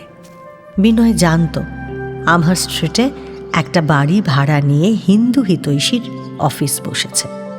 রোজ দুপুরে গোরা সেখানে যায়। এই সময়টা সে বাড়িতে থাকে না। বিনয় একেবারে যেন দৌড়ে অন্তঃপুরে আনন্দময়ীর ঘরে এসে উপস্থিত হলো। আনন্দময়ী তখন ভাত খেতে বসেছিলেন, আর লক্ষ্মিয়া তার কাছে বসে তাকে পাখা দিয়ে হাওয়া করছিল। মা, কি রে বিনয়, কি হয়েছে তোর? মা বড় খিদে পেয়েছে, আমাকে খেতে দাও। এই তো মুশকিলে ফেললি, বামুন ঠাকুর তো চলে গেছে, তোরা তো আবার। আমি কি বামুন ঠাকুরের রান্না খেতে এলুম? তাহলে আমার বাসার বামুন কি দোষ করলো? আমি তোমার পাতের প্রসাদ খাবো না। লক্ষ্মিয়া, দে তো আমাকে এক গ্লাস জল এনে দে। লক্ষ্মিয়া জল এনে দিতেই বিনয় ঢকঢক করে তা খেয়ে ফেলল। আনন্দময়ী আর একটা থালা আনিয়ে নিজের পাতের ভাত সযত্নে সস্নেহে সেখানে তুলে দিলেন, আর বিনয় বহুদিনের বুভুক্ষুর মতো তা খেতে লাগল। আনন্দময়ীর মনের একটা বেদনা আজ দূর হলো। তার মুখে প্রসন্নতা দেখে বিনয়েরও বুক থেকে একটা বোঝা যেন নেমে গেল। আনন্দময়ীর ঘর থেকে বের হয়ে বিনয় মনের আনন্দে এবার পরেশবাবুর বাড়ির দিকে চলল। বাড়ির দরজাতেই পরেশবাবুর সঙ্গে দেখা হয়ে গেল। আরে বিনয় বাবুজি, আসুন আসুন আসুন, খুব খুশি। সাদরে বিনয়কে তাদের রাস্তার ধারের বসার ঘরটাতে নিয়ে গিয়ে বসালেন তিনি। একটা ছোট টেবিল, তার একধারে বেঞ্চ, অন্য ধারে একটা কাঠের ও বেতের চেয়ার। দেয়ালে একদিকে যীশুখ্রিস্টের একটি রং করা ছবি এবং অন্যদিকে কেশবচন্দ্র সেনের ফটোগ্রাফ। ঘরের কোণে একটা ছোট্ট আলমারি একেবারে বইতে ঠাসা। বিনয়ের বুকের ভিতরে তখন ঝড় বয়ে যাচ্ছে। তার বারবার মনে হতে লাগলো, পিঠের দিকের খোলা দরজা দিয়ে কেউ যদি ঘরের ভিতরে প্রবেশ করে। কিন্তু পরেশবাবু বললেন, সোমবারে সুচরিতা আমার এক বন্ধুর মেয়েকে পড়াতে যায়। সেখানে সতীশের একটি সমবয়সী ছেলে আছে, তো তাই সতীশও তার সঙ্গে গেছে। খবরটা শুনে বিনয় মনের মধ্যে একটু যেন স্বস্তি পেল। পরেশবাবুর সঙ্গে তার কথাবার্তা দিব্য সহজ হয়ে এলো। গল্প করতে করতে একে একে পরেশবাবু জানতে পারলেন যে বিনয়ের বাবা মা নেই। খুড়িমাকে নিয়ে কাকা দেশে থেকে বিষয়কর্ম দেখেন, আর তার খুড়তুতো 2 ভাই তার সঙ্গে এক বাসায় থেকে পড়াশুনো করত। বড়জন উকিল হয়ে তাদের জেলা কোর্টে ব্যবসা চালাচ্ছে, আর ছোটজন কলকাতায় থাকতেই ওলা ওঠা হয়ে মারা গিয়েছে। কাকার ইচ্ছে বিনয় ডেপুটি ম্যাজিস্ট্রেট হওয়ার চেষ্টা করে, কিন্তু বিনয় কোনো চেষ্টাই না করে নানান বাজে কাজে নিযুক্ত আছে। এমনি করে গল্প করতে করতে প্রায় 1 ঘন্টা কেটে গেল। আরও বেশিক্ষণ থাকলে পাছে অভদ্রতা হয়। বিনয় এবার উঠে পড়ল। ঠিক আছে, তাকে বলবেন আমি এসেছিলাম। আরেকটু বসলেই কিন্তু ওদের সঙ্গে দেখা হয়ে যেত। ওদের তো ফেরার সময় হয়ে এলো প্রায়। না না, আজ থাক। আচ্ছা বেশ, আপনি মাঝে মাঝে এলে খুশি হব। রাস্তায় বের হয়ে বিনয় তার বাড়ির উল্টো দিকে চলতে আরম্ভ করল। দুপা যেতেই একটি বাচ্চা ছেলের ডাক তার কানে এলো। আরে, মুখ তুলে দেখল একটি ভাড়াটে গাড়ির দরজার কাছে ঝুঁকে পড়ে সতীশ তাকে ডাকাডাকি করছে। গাড়ির ভিতরের আসনে সুচরিতা বসে। ইতিমধ্যে গাড়ি থেকে নেমে সতীশ এসে তাদের বাড়ি যাবার জন্য বিনয়কে জোর করতে লাগলো। চলুন চলুন আমাদের বাড়ি চলুন। আমি যে তোমাদের বাড়ি থেকেই এখন আসছি। বাহ, আমরা যে ছিলাম না, আবার চলুন চলুন চলুন। বাবা দেখো দেখো, বিনয় বাবুকে এনেছি। এই দেখো, শক্ত হাতে ধরা পড়েছেন, শীঘ্র ছাড়া পাবেন না। এই সতীশ, তোর দিদিকে ডেকে দে। হ্যাঁ হ্যাঁ, এক্ষুনি ডাকছি। আসুন আসুন আসুন, বসুন বসুন। আপনি কি হাঁপিয়ে পড়েছেন তো? এই যে দিদিকে সাথে করে নিয়ে এলাম। এই যে রাধেমা, বিনয়বাবু এসেছেন। একে তো তুমি চেনোই। হ্যাঁ, উনি রাস্তা দিয়ে যাচ্ছিলেন, ওকে দেখা মাত্র সতীশকে আর ধরে রাখা গেল না। আপনার কোনো অসুবিধে হয়নি তো? না না, আমার তেমন কোনো কাজ ছিল না, অসুবিধে কিছুই হয়নি। দিদি, ও দিদি, চাবিটা দাও না, আমার সেই খেলনাটা এনে বিনয় বাবুকে দেখাই। ব্যাস, দাও না। এই শুরু হলো। আরো অনেক দুঃখ আপনার কপালে আছে বিনয়বাবু। আপনার এই বন্ধুটি ছোট হলে কি হবে, সহ্য করতে পারবেন কিনা কি জানি। সতীশ তার দিদির কাছ থেকে চাবি আদায় করে তার সেই খেলনাটা এনে উপস্থিত করল। একটা চৌকো কাঁচের বাক্সের মধ্যে নীল রঙের কাপড় দিয়ে বানানো সমুদ্রের ঢেউয়ের ওপর একটা খেলার জাহাজ রয়েছে। সতীশ চাবি দিয়ে দম লাগাতেই সুরে তালে সেই জাহাজটা দুলতে লাগলো। আর বন্ধুকে দেখাতে দেখাতে সতীশ ভীষণ উত্তেজিত হয়ে পড়ল। সতীশ মাঝখানে থাকাতে অল্প অল্প করে বিনয়ের সংকোচ ভেঙে গেল এবং ক্রমে সুচরিতার সঙ্গে মাঝে মাঝে মুখ তুলে কথা বলাও তার পক্ষে অসম্ভব হল না। কথায় কথায় গোরা ও তার হিন্দুয়ানির প্রসঙ্গ উঠল। জাতিভেদ মানা না মানার প্রসঙ্গ নিয়ে বিনয়ের সাথে সুচরিতার প্রায় একটা তর্ক বেঁধে যাচ্ছিল। সতীশ হঠাৎ এক সময় বলে উঠল, আচ্ছা, আপনার বন্ধুকে একদিন আমাদের এখানে আনবেন না? আর গোরার কথা উঠতেই তার অকুণ্ঠ প্রশংসা করেও বিনয় যেন তার কথা শেষ করতে পারল না। এমনকি গোরার মত সম্বন্ধে পরেশবাবুর সঙ্গে দু একটা বাদ প্রতিবাদও হল, তবে পরেশবাবু সেটা আর বাড়তে দিলেন না। সুচরিতার সঙ্গে অবশ্য তর্কটা বেশি দূর পাছে যায়, তাই সেটা আটকাতেই পরেশবাবু বাধা দিলেন। রাধেমা, তোমার মাকে এবং সকলকে ডেকে আনো, এর সঙ্গে আলাপ করিয়ে দিই। কিছুক্ষণ পরে সুচরিতা ফিরে এসে বলল, বাবা, মা তোমাদের ওপরের বারান্দায় আসতে বললেন।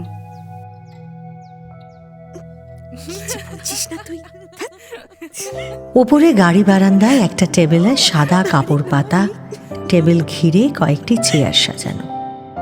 সূর্য তখনও অস্ত যায়নি। পশ্চিম আকাশ থেকে কমলা রঙের আলো সোজা হয়ে বারান্দার এক প্রান্তে এসে পড়েছে। ছাতে তখন কেউ ছিল না। একটু পরেই সতীশ সাদা কালো রোমাওয়ালা একটা ছোট্ট কুকুর সঙ্গে নিয়ে এসে উপস্থিত হলো। তার নাম খুদে।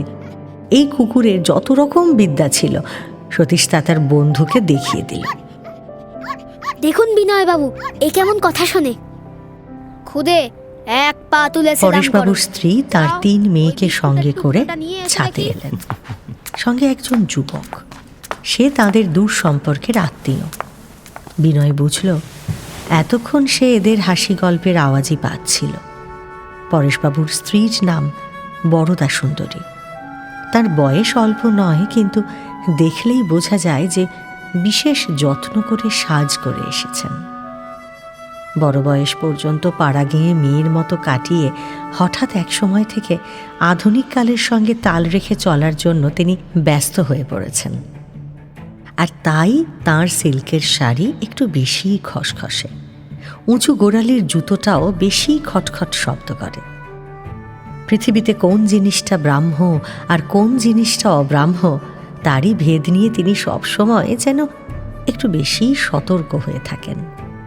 এই কারণেই রাধারানীর নামটিও পরিবর্তন করে তিনি সুচরিতা রেখেছেন। তার বড় মেয়ের নাম লাবণ্য। সে মোটাসোটা, গোলগাল, হাসি খুশি, লোকের সঙ্গ এবং গল্পগুজব খুব ভালোবাসে। মেজ মেয়ের নাম ললিতা। স্বভাবে, চেহারায় সে বড় মেয়ের বিপরীত বললেই হয়। ইচ্ছা করলে কড়া কথা শুনিয়েও দিতে পারে সে। বড় মেয়ের মতো বরদা সুন্দরী তাকে চালনা করতে পারেন না, বরং তাকে মনে মনে ভয়ই করেন। ছোট মেয়ে লীলার বয়স বছর 10 হবে। সে সতীশের সঙ্গে ঠেলাঠেলি মারামারি করে চলে সবসময়। আর বিশেষত খুদে নামের কুকুরটার মালিকানা নিয়ে দুজনের মধ্যে আজ পর্যন্ত কোনো মীমাংসা হয়নি। বরদা সুন্দরী আসতেই বিনয় উঠে দাঁড়িয়ে নিচু হয়ে তাকে প্রণাম করল। বলছি কি, এরই বাড়িতে সেদিন আমরা... ওহ, আপনি আমাদের বড় উপকার করেছেন। অসংখ্য ধন্যবাদ আপনাকে। এই হচ্ছে সুধী। কথায় কথায় বিনয় জানল সুধীর কলেজে বিয়ে পড়ে। মেয়েদের সঙ্গে তার খুব ভাব। সুধীর না হলে তাদের কোনো মতেই চলে না, কারণ সার্কাস দেখাতে, কোথাও বেড়াতে নিয়ে যেতে বা কোনো শখের জিনিস কিনে আনতে সুধীর সর্বদাই প্রস্তুত থাকে। বরদাসুন্দরী একসময় বললেন, আপনাকে মনে হচ্ছে যেন 2-1 সমাজে দেখেছি। হ্যাঁ, আমি কেশববাবুর বক্তৃতা শুনতে যাই মাঝে মাঝে। ও আচ্ছা, আপনি বুঝি কলেজে পড়ছেন? না না, এখন আর কলেজে পড়িনি। তা আপনি কলেজে কত দূর পর্যন্ত পড়েছেন? এমএ পাশ করেছি। আমার মনু যদি থাকতো, তবে সেও এতদিনে এমএ পাশ করে বের হতো। বরদাসুন্দরীর প্রথম সন্তান মনোরঞ্জন 9 বছর বয়সে মারা যাবার পর থেকে যে কোনো যুবক কোনো বড় পাশ করেছে বা বড় পদ পেয়েছে বা কোনো ভালো কাজ করেছে শুনলেই বরদাসুন্দরীর মনে হয় তার মনও বেঁচে থাকলে সেও এগুলো করত।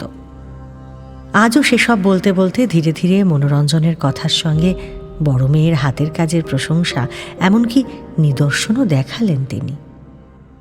এই সময় বেহারা এসে একটা চিঠি পরেশচন্দ্রর হাতে দিল। বাবু, হ্যাঁ, চিঠি। দেখি। ও, বাবুকে ওপরে নিয়ে আয়। আচ্ছা। কে? আরে, আমার ছেলেবেলাকার বন্ধু কৃষ্ণদয়াল। ও তার ছেলেকে আমাদের সঙ্গে পরিচয় করবার জন্য পাঠিয়েছেন। আচ্ছা আচ্ছা। বিনয়ের হৃৎপিণ্ড লাফিয়ে উঠল, তার মুখটা ফ্যাকাশে হয়ে গেল। মুহূর্তের মধ্যে সে শক্ত হয়ে নিজেকে গুছিয়ে নিয়ে বসল, যেন এক্ষুনি কোনো প্রতিকূল পক্ষের মুখোমুখি হতে চলেছে সে। এমন সময় একটা ট্রেতে সকলের জলখাবার ও চায়ের সরঞ্জাম সাজিয়ে চাকরের হাতে দিয়ে সুচরিতা ছাতে এসে বসল, এবং সেই মুহূর্তে গোরাও এসে প্রবেশ করল। গোরার কপালে গঙ্গামাটির ছাপ, পরনে মোটা ধুতির ওপর ফিতে বাঁধা জামা ও মোটা চাদর, পায়ে সুরতোলা কটকি জুতো। সে যেন বর্তমানকালের বিরুদ্ধে একটা মূর্তিমান বিদ্রোহের মতো এসে উপস্থিত হল। তার এমন সাজসজ্জা বিনয়ও আগে কখনো দেখেনি। তবে আজ বেশ রেগে গিয়েই যে সে এমন অদ্ভুত সাজে এসে হাজির হয়েছে পরেশবাবুর বাড়ি, সেটা বোঝা গেল। আর তার এই রাগের কারণও অবশ্য ছিল। গ্রহণের স্নান উপলক্ষে কোনো এক স্টিমার কোম্পানি গতকাল ভোরে যাত্রী নিয়ে ত্রিবেণী রওনা হয়েছিল। পথের মধ্যে এক একটা স্টেশন থেকে বহু মহিলা যাত্রী 2-1 জন পুরুষ অভিভাবক সঙ্গে নিয়ে জাহাজে উঠছিল। পাছে জায়গা না পায় এজন্য তাদের মধ্যে ভারী ঠেলাঠেলি পড়ে গিয়েছিল। আর তাদের দুর্গতি দেখে ফার্স্ট ক্লাসে থাকা এক ইংরেজের সঙ্গে তাল মিলিয়ে এক বাঙালি বাবুও খুব হাসাহাসি করছিল। গোরা তার প্রতিবাদ করতে গেলে কথা কাটাকাটি শুরু হয় এবং শেষে সেই ইংরেজটি গোরার কাছে ক্ষমাও চায়, কিন্তু বাঙালি বাবুটির কোনো হেলদোল বিশেষ লক্ষ্য করেনি সে। দেশের সাধারণ লোকদের দুর্গতি দেখে বিদেশির সঙ্গে মিলে শিক্ষিত বাঙালি যে তা নিয়ে ঠাট্টা তামাশা করতে পারে, এতটা গোরা মেনে নিতে পারেনি। আজ তাই শিক্ষিত লোকেদের অপমান করার জন্যই এই সাজে সে ব্রাহ্মবাড়িতে এসে দাঁড়াল। বিনয় বুঝল গোরার আজকের এই যে সাজ, তা যুদ্ধ সাজ। গোরা কি জানি কি করে বসে, এই ভেবে বিনয় একেবারে তটস্থ হয়ে রইল। বরদা সুন্দরী যখন বিনয়ের সঙ্গে আলাপ করছিলেন তখন সতীশ অগত্যা ছাতের এক কোণে একটা টিনের লাটিম নিয়ে ব্যস্ত ছিল। গোরাকে দেখে লাঠিম রেখে সে এসে বিনয়ের পাশে দাঁড়িয়ে এক দৃষ্টে গোরাকে দেখতে লাগলো। কি আপনার সেই বন্ধু? হ্যাঁ। এদিকে গোরা ছাতে এসে বিনয়ের মুখের দিকে এক মুহূর্ত তাকিয়ে আর যেন তাকে দেখতেই পেল না। পরেশকে নমস্কার করে সে অসংকোচে একটা চেয়ার টেবিল থেকে একটু দূরে সরিয়ে নিয়ে বসল।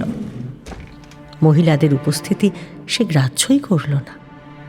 বরদা সুন্দরী এই অসভ্যতার সামনে থেকে মেয়েদের নিয়ে চলে যাবেন স্থির করেছিলেন। এমন সময় পরেশবাবু তার সঙ্গে আলাপ করিয়ে দিলেন। আলাপ করিয়ে দিই, এর নাম হলো গৌরমোহন, আমার বন্ধু কৃষ্ণদয়ালের ছেলে। বসো বসো বসো। গোরা বরদা সুন্দরীর দিকে ফিরে নমস্কার করল। গোরার কথা বিনয়ের কাছে সুচরিতা আগেই শুনেছিল, তবে এই যে বিনয়ের সেই বন্ধু তা সে বোঝেনি। ইংরেজি শেখা কোনো লোকের মধ্যে গোঁড়া হিন্দুয়ানি দেখলে সুচরিতা একদম সহ্য করতে পারে না। প্রথম দেখাতেই গোরাকে তার অসহ্য লাগল। পরেশবাবু অবশ্য এরই মধ্যে গোরার কাছে তার বাল্যবন্ধু কৃষ্ণদয়ালের খবর নিলেন। তারপর নিজেদের ছাত্র অবস্থার কথা আলোচনা করে বললেন, বুঝলে, তখনকার দিনে কলেজে আমরা দুজনে একটা জুটি ছিলুম, কিছুই মানতুম না। হোটেলে খাওয়াটাই একটা কর্তব্য কর্ম বলে মনে করতুম।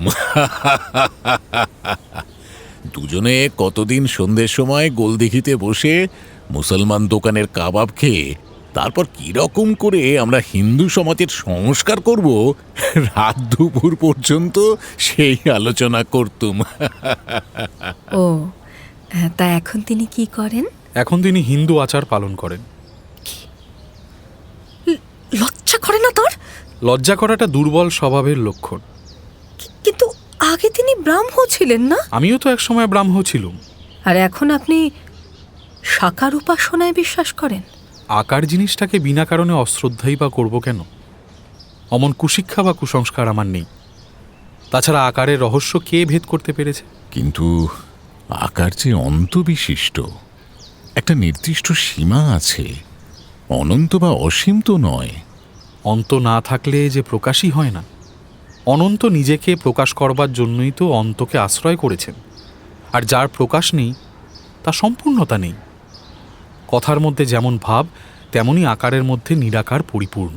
নিরাকারের চেয়ে আকার সম্পূর্ণ বলে আপনি মনে করেন, তাই তো? আমার মনে করায় কিছু এসে যায় না। নিরাকারই যদি যথার্থ পরিপূর্ণতা হতো তবে আকার কোথাও স্থান পেত না। বিনয় চুপ করে বসে গোরার কথা শুনছে দেখে সুচরিতার খুব রাগ হলো। সুচরিতার অত্যন্ত ইচ্ছে করতে লাগলো কেউ এই উদ্ধত যুবককে তর্কে একেবারে পরাস্ত করে দেয়। সে নিজে মনে মনে গোরাকে হারিয়ে দেবার যুক্তি সাজাতে লাগলো। এমন সময় বেহারা চায়ের জন্য কেটলিতে গরম জল নিয়ে ঢুকলো। সুচরিতা উঠে চা তৈরি করতে গেল। বাবা, আমি চা নিয়ে আসি। শান্ত স্থিতধী সদা প্রসন্ন পরেশবাবুর সঙ্গে গোরার অসংযত ঔদ্ধত্যপূর্ণ তর্কে বিনয়ও কেমন আড়ষ্ট হয়ে বসে রইল। কয়েক পেয়ালা চা তৈরি করে সুচরিতা পরেশের মুখের দিকে তাকালো। কাকে চা খেতে অনুরোধ করবে না করবে তা নিয়ে তার মনে যথেষ্ট দ্বিধা ছিল। কিন্তু বরদা সুন্দরী গোরার দিকে তাকিয়ে একেবারে সোজাসুজি জিজ্ঞাসা করলেন, আপনি এসব কিছু খাবেন না তো? না। কেন? জাত যাবে? হ্যাঁ। আপনি জাত মানেন? জাত কি আমার নিজের তৈরি যে মানব না? সমাজকে যখন মানি তখন জাতও মানি। সমাজকে কি সব কথায় মানতেই হবে? না মানলে সমাজকে ভাঙা হয়। তা ভাঙলে দোষ কি? যে ডালে সকলে মিলে বসে আছি সে ডাল কাটলেই বা দোষ কি? এ আপনি মা, মিছে তর্ক করে কি লাভ? উনি আমাদের ছোঁয়া খাবেন না। বিনয়বাবু, আপনিও কি? না না, আমি খাবো খাবো বই কি। বিনয় কোনো কালে চা খায় না, কিন্তু আজ তার না খেলেই নয়। কথাটা বলেই গোরার মুখের দিকে তাকালো বিনয়। গোরার ঠোঁটের কোণে একটু কঠোর বাঁকা হাসি দেখা দিল। বিনয়ের মুখে চা তিতো ও বিস্বাদ লাগলেও সে খেল। আমি চিনে বাদাম খাবো। ইতিমধ্যে এসে উপস্থিত হলেন হারান চন্দ্র নাগ। তাকে এবারের সকলে পানুবাবু বলে ডাকে। ব্রাহ্ম সমাজের সকল কাজেই তার অত্যন্ত উৎসাহ। নৈশ স্কুলের শিক্ষকতা, কাগজের সম্পাদকীয় লেখা এবং স্ত্রী বিদ্যালয়ের সেক্রেটারি পদেও তিনি নিযুক্ত। কোনো কাজেই তার ক্লান্তি নেই। বিশেষ করে ইংরেজি ভাষায় ও দর্শন শাস্ত্রে তার পারদর্শিতার জন্য যথেষ্ট খ্যাতি আছে তার সমাজে। স্কুলমাস্টার পানুবাবু সুচরিতাকে বেশ পছন্দ করে এবং তাদের বিয়ের একটা সম্ভাবনার কথা আকাশে বাতাসে ভাসছিল। তবে এবারের মেয়েদের সঙ্গে সুধীর ও হারানের এমন অকপট মেলামেশা বিনয়ের মনটাকে কেন জানি উদাস ও বিষণ্ণ করে দিল। এদিকে হারানের তর্ক করার অভ্যেসে সুচরিতা অনেকবার বিরক্ত হলেও আজ কিন্তু সে আশায় সুচরিতা আশার আলো দেখল। হাসি মুখে তাকে চা এগিয়ে দিতেই হারানো কথায় কথায় বাঙালির নিন্দা শুরু করে দিল। গোরার সঙ্গে তার জোর তর্ক বেঁধে গেল। বাঙালির দ্বারা কোনো কাজ হবে না। কি? এটা যদি সত্যি আপনি বিশ্বাস করেন, তাহলে আরাম করে এই টেবিলে বসে বসে পাউরুটি চিবোচ্ছেন কোন লজ্জায়? কি করতে বলেন? হয় বাঙালি চরিত্রের কলঙ্ক মোচন করুন, নয় গলায় দড়ি দিয়ে মরুন গে। সত্যি কথা বলবো না। এটা যে মিথ্যে সেটা আপনি জানেন। পরেশবাবু বেশ কয়েকবার তাদের থামানোর চেষ্টা করে শেষে অসফল হয়ে তার সান্ধ্যকালীন উপাসনা করার জন্য ছাদ থেকে উঠে বাগানের প্রান্তে একটা বড় চাঁপা গাছের তলায় বাঁধানো বেদিতে গিয়ে বসলেন। বরদা সুন্দরীও বিরক্ত হয়ে বিনয়কে নিয়ে নিচের ঘরে গিয়ে নিজের মেয়েদের গুণের বর্ণনা দিতে ব্যস্ত হয়ে পড়লেন। ধীরে ধীরে আকাশে অন্ধকার এবং শ্রাবণের মেঘ ঘনিয়ে এলো। সামনের রাস্তার কৃষ্ণচূড়ার পাতার ফাঁকে ফাঁকে জোনাকি জ্বলতে লাগলো। পাশের বাড়ির পুকুরের জলের ওপর একটা নিবিড় কালিমা পড়ে গেল।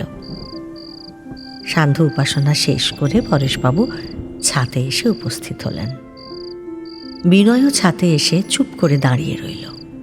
পরেশবাবুকে দেখে গোরা ও হারান দুজনেই এবার লজ্জিত হয়ে ক্ষান্ত হল। গোরা উঠে দাঁড়িয়ে বলল, রাত হয়ে গেছে, আজ তবে আসি।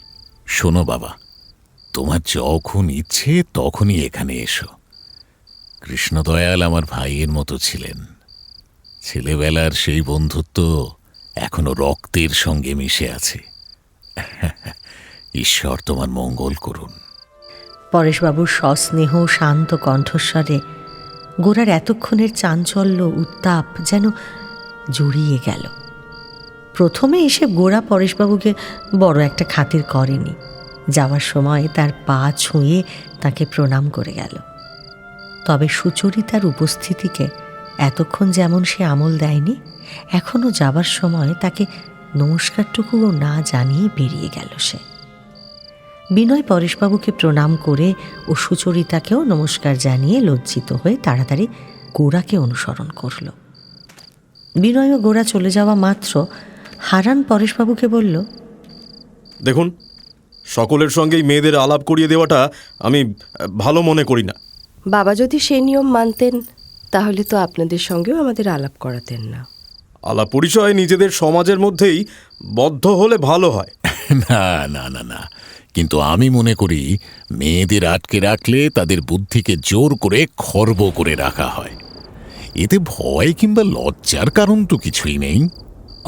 ভিন্ন মতের লোকের সঙ্গে মেয়েরা মিশবে না সেটা তো বলছি না, কিন্তু মেয়েদের সঙ্গে কিরকম ব্যবহার করতে হয় সে ভদ্রতা যে এরা জানেন না।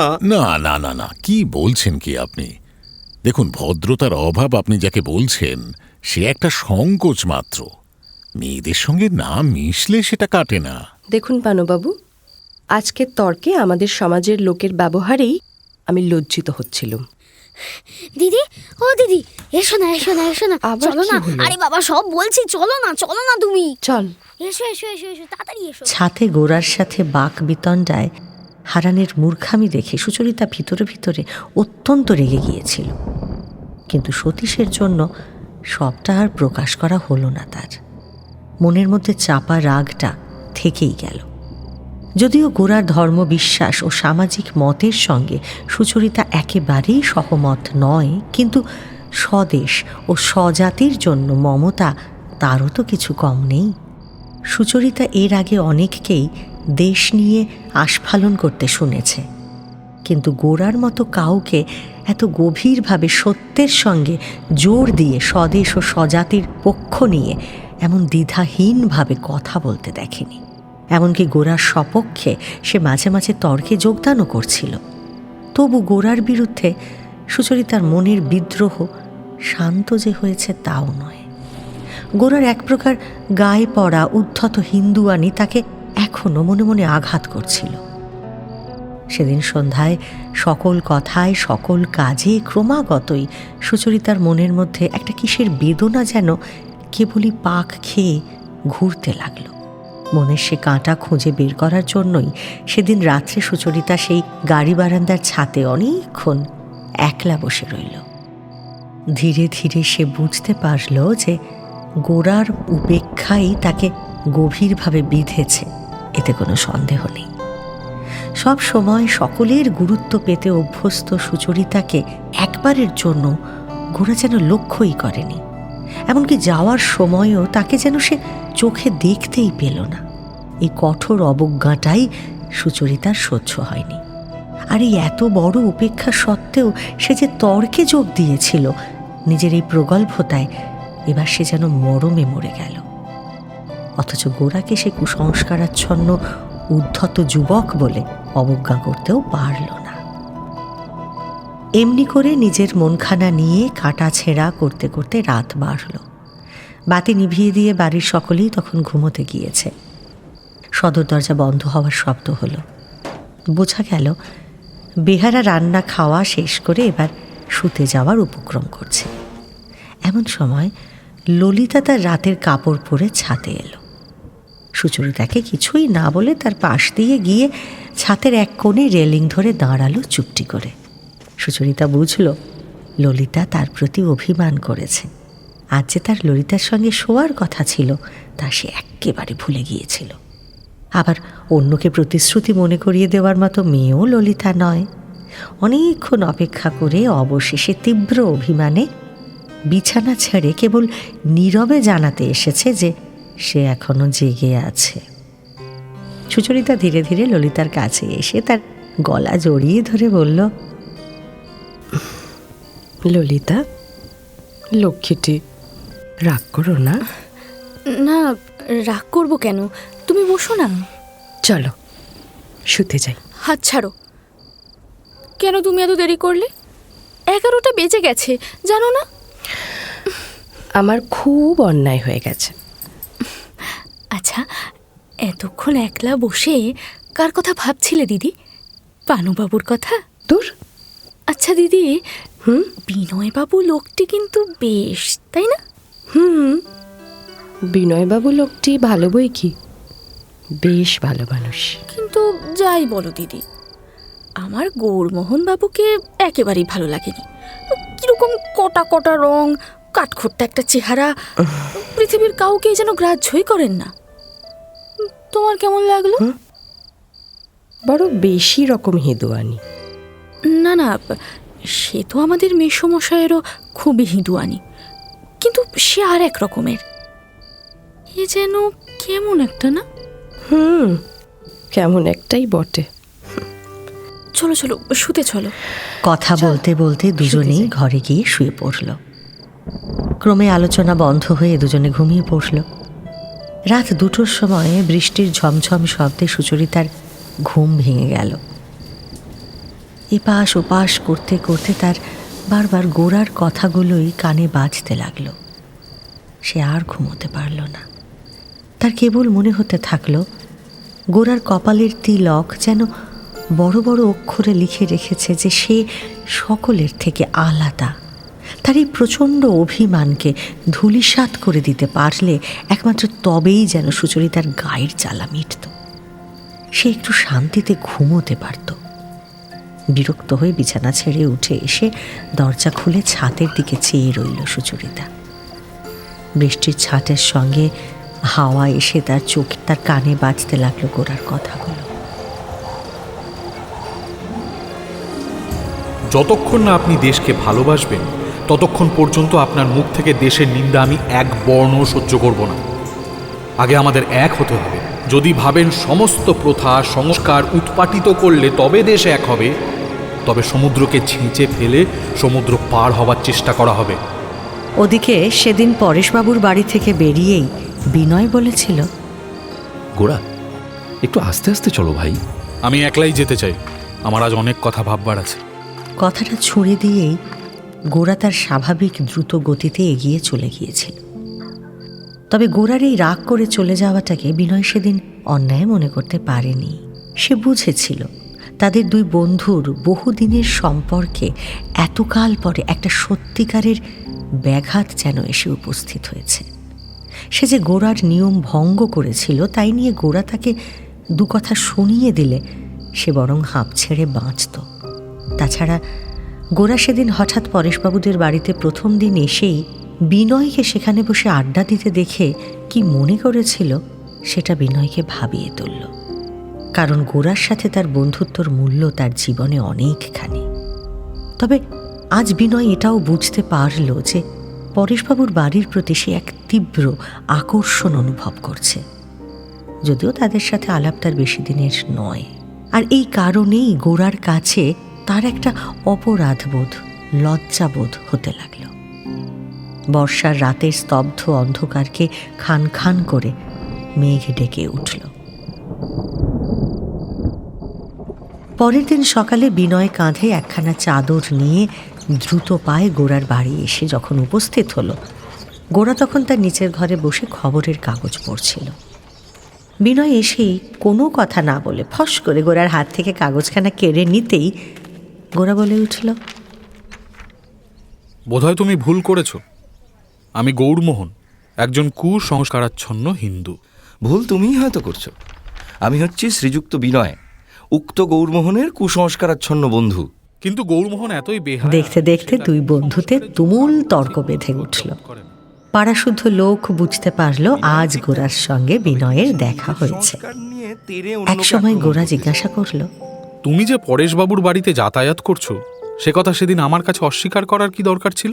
না, কোনো দরকারই নয়। যাতায়াত করিনি বলেই অস্বীকার করেছিলাম। এতদিন পর কালই প্রথম তাদের বাড়িতে গিয়েছিলাম। আমার সন্দেহ হচ্ছে অভিমন্যুর মতো তুমি প্রবেশ করবার রাস্তায় শুধু জানো, বেরোবার রাস্তা জানো না। তা হতেই পারে। আর ওটাই বোধহয় আমার জন্মগত প্রকৃতি। আমি যাকে শ্রদ্ধা করি বা ভালোবাসি তাকে আমি ত্যাগ করতে পারি না। আর আমার এই স্বভাবের পরিচয় তুমিও পেয়েছো। এখন থেকে তাহলে ওখানে যাতায়াত চলতে থাকবে? না, একলা আমারই যে যাতায়াত চলতে থাকবে এমন কি কথা আছে? তুমিও তো যেতে পারো। আমি তো যাই এবং আসিও, কিন্তু তোমার যে লক্ষণ দেখলুম তুমি যে একেবারে যাবারই দলে। তা গরম চা কিরকম লাগলো? কিছুটা কড়া লেগেছিল। তবে খেলে কেন?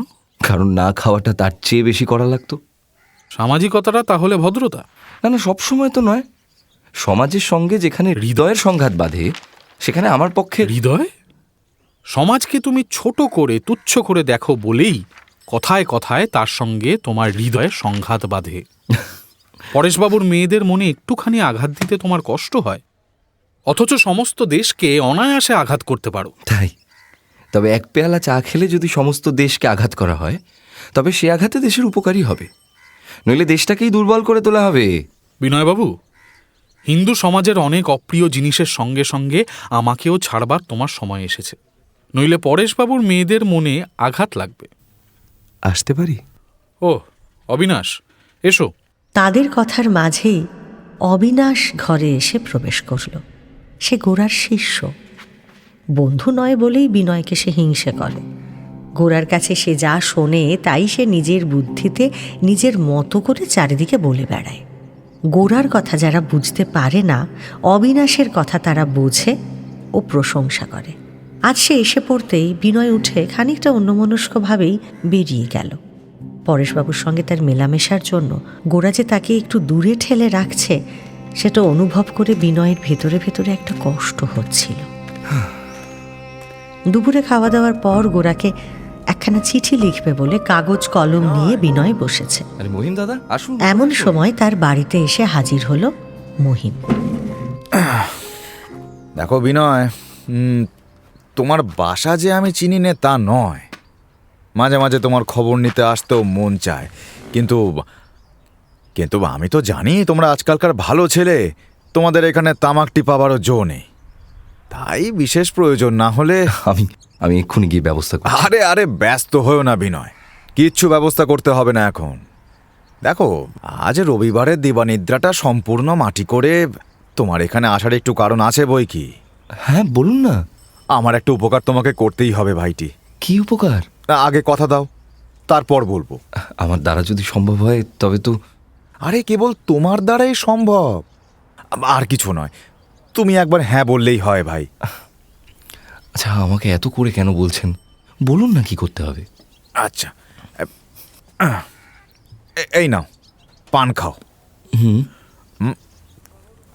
শোনো, আমার শশীমুখীকে তুমি তো জানোই, দেখতে শুনতে নেহাত মন্দ নয়। অর্থাৎ সে বাপের মতো হয়নি। বয়স প্রায় 10 হলো। তো কোন লক্ষ্মী ছড়ার হাতে পড়বে এই ভেবে তো আমার রাত্রিরে ঘুম হয় না। তো ব্যস্ত হচ্ছেন কেন? এখনো তো সময় আছে। নিজের মেয়ে যদি থাকতো তাহলে বুঝতে কেন ব্যস্ত হচ্ছি। এখন তুমি যদি একটু আশ্বাস দাও তাহলে না হয় 2 দিন সবর করতেও পারি। আমার তো বেশি লোকের সঙ্গে আলাপ পরিচয় নেই, তবু আমি খোঁজ করে দেখব। শশীমুখীর স্বভাব চরিত্র জানো তো? জানি বই কি, ওকে এতটুকু বেলা থেকে দেখে আসছি, লক্ষ্মী মেয়ে। তবে আর বেশি দূর খোঁজ করার কি দরকার বাপু? ও মেয়েকে তোমারই হাতে সমর্পণ করব। বলেন কি? কেন কেন, অন্যায় কি বলেছি ভাই? অবশ্য কুলে তোমরা আমাদের চেয়ে অনেক বড়, কিন্তু বিনয়, এত পড়াশুনো করে তোমরা যদি কুল মানবে তবে। আহা না না, কুলের কথা হচ্ছে না, কিন্তু বয়সটা যে। হ্যাঁ তো কি হয়েছে? আরে হিঁদুর ঘরের মেয়ে তো আর মেম সাহেব নয়। সমাজকে তো আর উড়িয়ে দিলে চলে না ভাই। আমাকে আপনি একটু ভাববার সময় দিন। আরে হ্যাঁ হ্যাঁ, নিশ্চয়ই নিশ্চয়ই। আমি তো আজ রাতেই আর দিন স্থির করছি নে। তুমি ভাবো ভাবো। না মানে তবু বাড়ির লোকেদের তো। আরে হ্যাঁ হ্যাঁ, সে তো বটেই, তাদের মত নিতে হবে বই কি। দেখো, তোমার খুড়ো মশাই যখন বর্তমান আছেন তখন তাঁরও মতে তো কিছু হতে পারে না, তাই না? আচ্ছা, আর চলি তাহলে। কথাটা যেন পাকাপাকি হয়ে গেল প্রায়, এমন ভাব করে মহিম চলে গেল। কিছুদিন আগে আনন্দময়ী একবার শশীমুখীর সঙ্গে বিনয়ের বিয়ের প্রস্তাব আভাসে উত্থাপন করেছিলেন, কিন্তু বিনয় তা কানেও তোলেনি। আজও প্রস্তাবটা তার সঙ্গত মনে না হলেও সে বুঝল এই বিয়েটা হলে আত্মীয়তার জন্যই গোরা তাকে কোনো দিন দূরে ঠেলতে পারবে না। মহিমের এই প্রস্তাব নিয়ে গোরার সঙ্গে পরামর্শ করার যে একটা অজুহাত অন্তত সে পেল, আপাতত সে তাতেই খুশি হয়ে গোরার বাড়ি যাওয়ার জন্য বের হয়ে পড়ল। অল্প একটু দূর যেতেই পেছন থেকে শুনতে পেল সতীশের গলা। বিনয় বাবু। আরে সতীশ যে, চলো আমার বাসায় চলো। হ্যাঁ চলুন। আচ্ছা, এই এই আমার ছোট পুঁটলিটা কি আছে বলুন তো? এটা তো একটা রুমালের পুটুলি। হ্যাঁ, কিন্তু এর মধ্যে কি আছে বলুন দেখি। মরার মাথা। না, কুকুরের বাচ্চা। হচ্ছে না। এই দেখুন, এবার বলুন। কালো কালো, এগুলো কি? এগুলো রেঙ্গুনের এক রকমের ফল, নাম ম্যাঙ্গোস্টিন। আমার এক মামা সেখান থেকে মাকে পাঠিয়েছেন, মা তার থেকে এই 5টা আপনাকে পাঠিয়েছেন। সতীশবাবু, ফলগুলো খাবো কি করে? এই না না না না, কামড়ে খাবেন না যেন, এটা ছুরি দিয়ে কেটে খেতে হয়। ও আচ্ছা। বিনয় বাবু, হ্যাঁ, মা বলেছেন আপনার যদি সময় থাকে তো একবার আমাদের বাড়িতে আসতে হবে। আজ লীলার জন্মদিন। হ্যাঁ, আজ তো আমার একদম সময় হবে না ভাই। আজ আমি অন্য এক জায়গায় যাচ্ছি। কোথায় যাচ্ছেন? আমার বন্ধুর বাড়িতে। আপনার সেই বন্ধু? হ্যাঁ। না বিনয় বাবু, আপনাকে আজ আমাদের বাড়িতে। মনের মধ্যে এক রাশ দ্বিধা নিয়েই সতীশের হাত ধরে শেষ পর্যন্ত বিনয় 78 নম্বর বাড়ির দিকেই চলল। পরেশবাবুর বাড়ির কাছাকাছি এসে বিনয় দেখল পানুবাবু কয়েকজন অপরিচিত ব্যক্তিকে নিয়ে পরেশবাবুদের বাড়ি থেকে বের হয়ে গেল। তাকে যেন দেখতেই পেল না। বিনয় বুঝল লীলার জন্মদিনের মধ্যাহ্ন ভোজনে তারা নিমন্ত্রিত ছিল। বাড়িতে ঢুকে একতলার বসার ঘরে বিনয় একটু বসতেই সুচরিতা সে ঘরে প্রবেশ করল। মা আপনাকে একটু বসতে বললেন, তিনি এখনই আসছেন। আর বাবাও অনাথবাবুর বাড়ি গেছেন, তিনিও এক্ষুনি এসে পড়বেন। বেশ। আচ্ছা, তিনি বোধহয় আমাদের এখানে আর কখনো আসবেন না, তাই না? কে? কার কথা বলছেন? আপনার বন্ধু। ও, গোরা কেন আসবে না? না, আমরা পুরুষদের সামনে বেরোই দেখে তিনি নিশ্চয়ই অবাক হয়ে গেছেন। ঘরকন্যার মধ্যে ছাড়া মেয়েদের আর কোথাও দেখলে তিনি বোধহয় তাদের শ্রদ্ধা করতে পারেন না। আসলে গোরার মতে ঘরের কাজে মেয়েরা সম্পূর্ণ মন না দিলে তারা ঠিক করে তাদের কর্তব্য করতে পারে না। তাহলে মেয়ে পুরুষে মিলে ঘর আর বাইরেটা ভাগ করে নিলেই হয়। পুরুষকে ঘরে ঢুকতে দেওয়া হয় বলে তাদের বাইরের কর্তব্য হয়তো ভালো করে সম্পন্ন হয় না। আচ্ছা, আপনিও কি আপনার বন্ধুর সঙ্গে একমত? দেখুন, আসলে এসব বিষয়ে আমরা অভ্যাসের দাস, আর তাই মেয়েদের বাইরে বেরোতে দেখলে মনে খটকা লাগে। যুক্তিটা এক্ষেত্রে উপলক্ষ মাত্র, সংস্কারটাই আসল। তবে আপনার বন্ধুর মনে বোধহয় সংস্কারগুলো খুব দৃঢ়। আসলে বাইরে থেকে তাকে দেখলে তেমনটা মনে হয়, কিন্তু তার মতে দেশের সংস্কারগুলোকে মেনে আগে দেশকে জানতে হবে। ভালোবেসে দেশের সবাইকে কাছে টেনে নিলে সংশোধন নিজে থেকেই হয়ে যাবে। শুধু বাইরে থেকে নিন্দে করে আর কি কিছু হবে না। আপনি যদি হতো তাহলে এতদিন হয়নি কেন? কারণ আমরা এক জাতি হিসেবে একত্রিত হতে পারিনি, সেই জন্যই শক্তি জাগেনি। সুচরিতা একটু একটু করে খোঁচা দিয়ে গোরার সম্বন্ধে আলোচনা চালিয়ে যেতে লাগল। বিনয়ও যুক্তি দিয়ে গুছিয়ে গোরার যা কিছু ভালো তা বলে যেতে লাগল। গোরাও তার নিজের মত এমন পরিষ্কার করে বলতে পারত কিনা সন্দেহ। দেখুন, শাস্ত্রে বলে আত্মানং বিদ্ধি, মানে আপনাকে জানো, নইলে মুক্তি কিছুতেই নেই। আলোচনা আরো অনেকক্ষণ চলতে পারত। সুচরিতাও এক মনে শুনছিল, কিন্তু গোরার কথা বলতে বলতে গোরার কাছে যাওয়ার উৎসাহ বিনয়ের মধ্যে প্রবল হয়ে উঠল। তাই সে ঘড়িতে 4টে বাজতে তাড়াতাড়ি উঠে পড়ল। এমন সময় লাবণ্য রঙিন রেশমের কাপড় পরে সেজে গুজে ঘরে প্রবেশ করে বলল, দিদি, খাবার তৈরি হয়েছে, মা তোমাদের ছাতে আসতে বললেন। যাচ্ছি। বিনয়বাবু, এখনই যাবেন? মা আপনার জন্য খাবার তৈরি করেছেন, আর একটু পরে গেলে চলবে না? বিনয়ের পক্ষে এ তো প্রশ্ন নয়, হুকুম। ছাতে এসে বিনয়কে খেতে বসতেই হলো। বরদা সুন্দরী তাঁর সব সন্তানদের জীবন বৃত্তান্ত আবারও আলোচনা করতে শুরু করলেন। ললিতা সুচরিতাকে ঘরে টেনে নিয়ে গেল। ক্রমে সন্ধে হয়ে এলো। পরেশবাবু এলেন। আজ রবিবারে তাদের সকলের উপাসনা মন্দিরে যাওয়ার কথা। বরদা সুন্দরী বিনয়কে অনুরোধ করলেন তাদের সঙ্গে যাবার জন্য। সকলে মিলে 2টো গাড়িতে ভাগ করে উপাসনালয়ে গেলেন।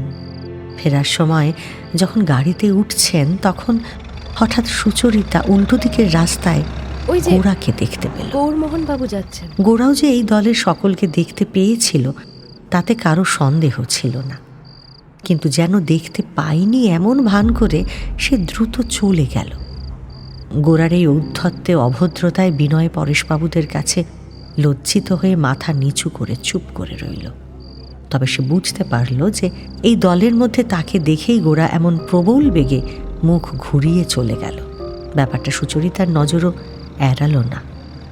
বিনয়ের মতো বন্ধুর প্রতি গোরার এই অবিচারে ও ব্রাহ্মদের প্রতি তার এই অন্যায় অশ্রদ্ধায় গোরার উপরে আবার তার রাগ হল। দুপুরে খাওয়া দাওয়ার পর গোরা চিঠিপত্র লিখতে বসল, আর লেখার ফাঁকে বিনয়ের পায়ের শব্দের জন্য সে কান পেতে রইল।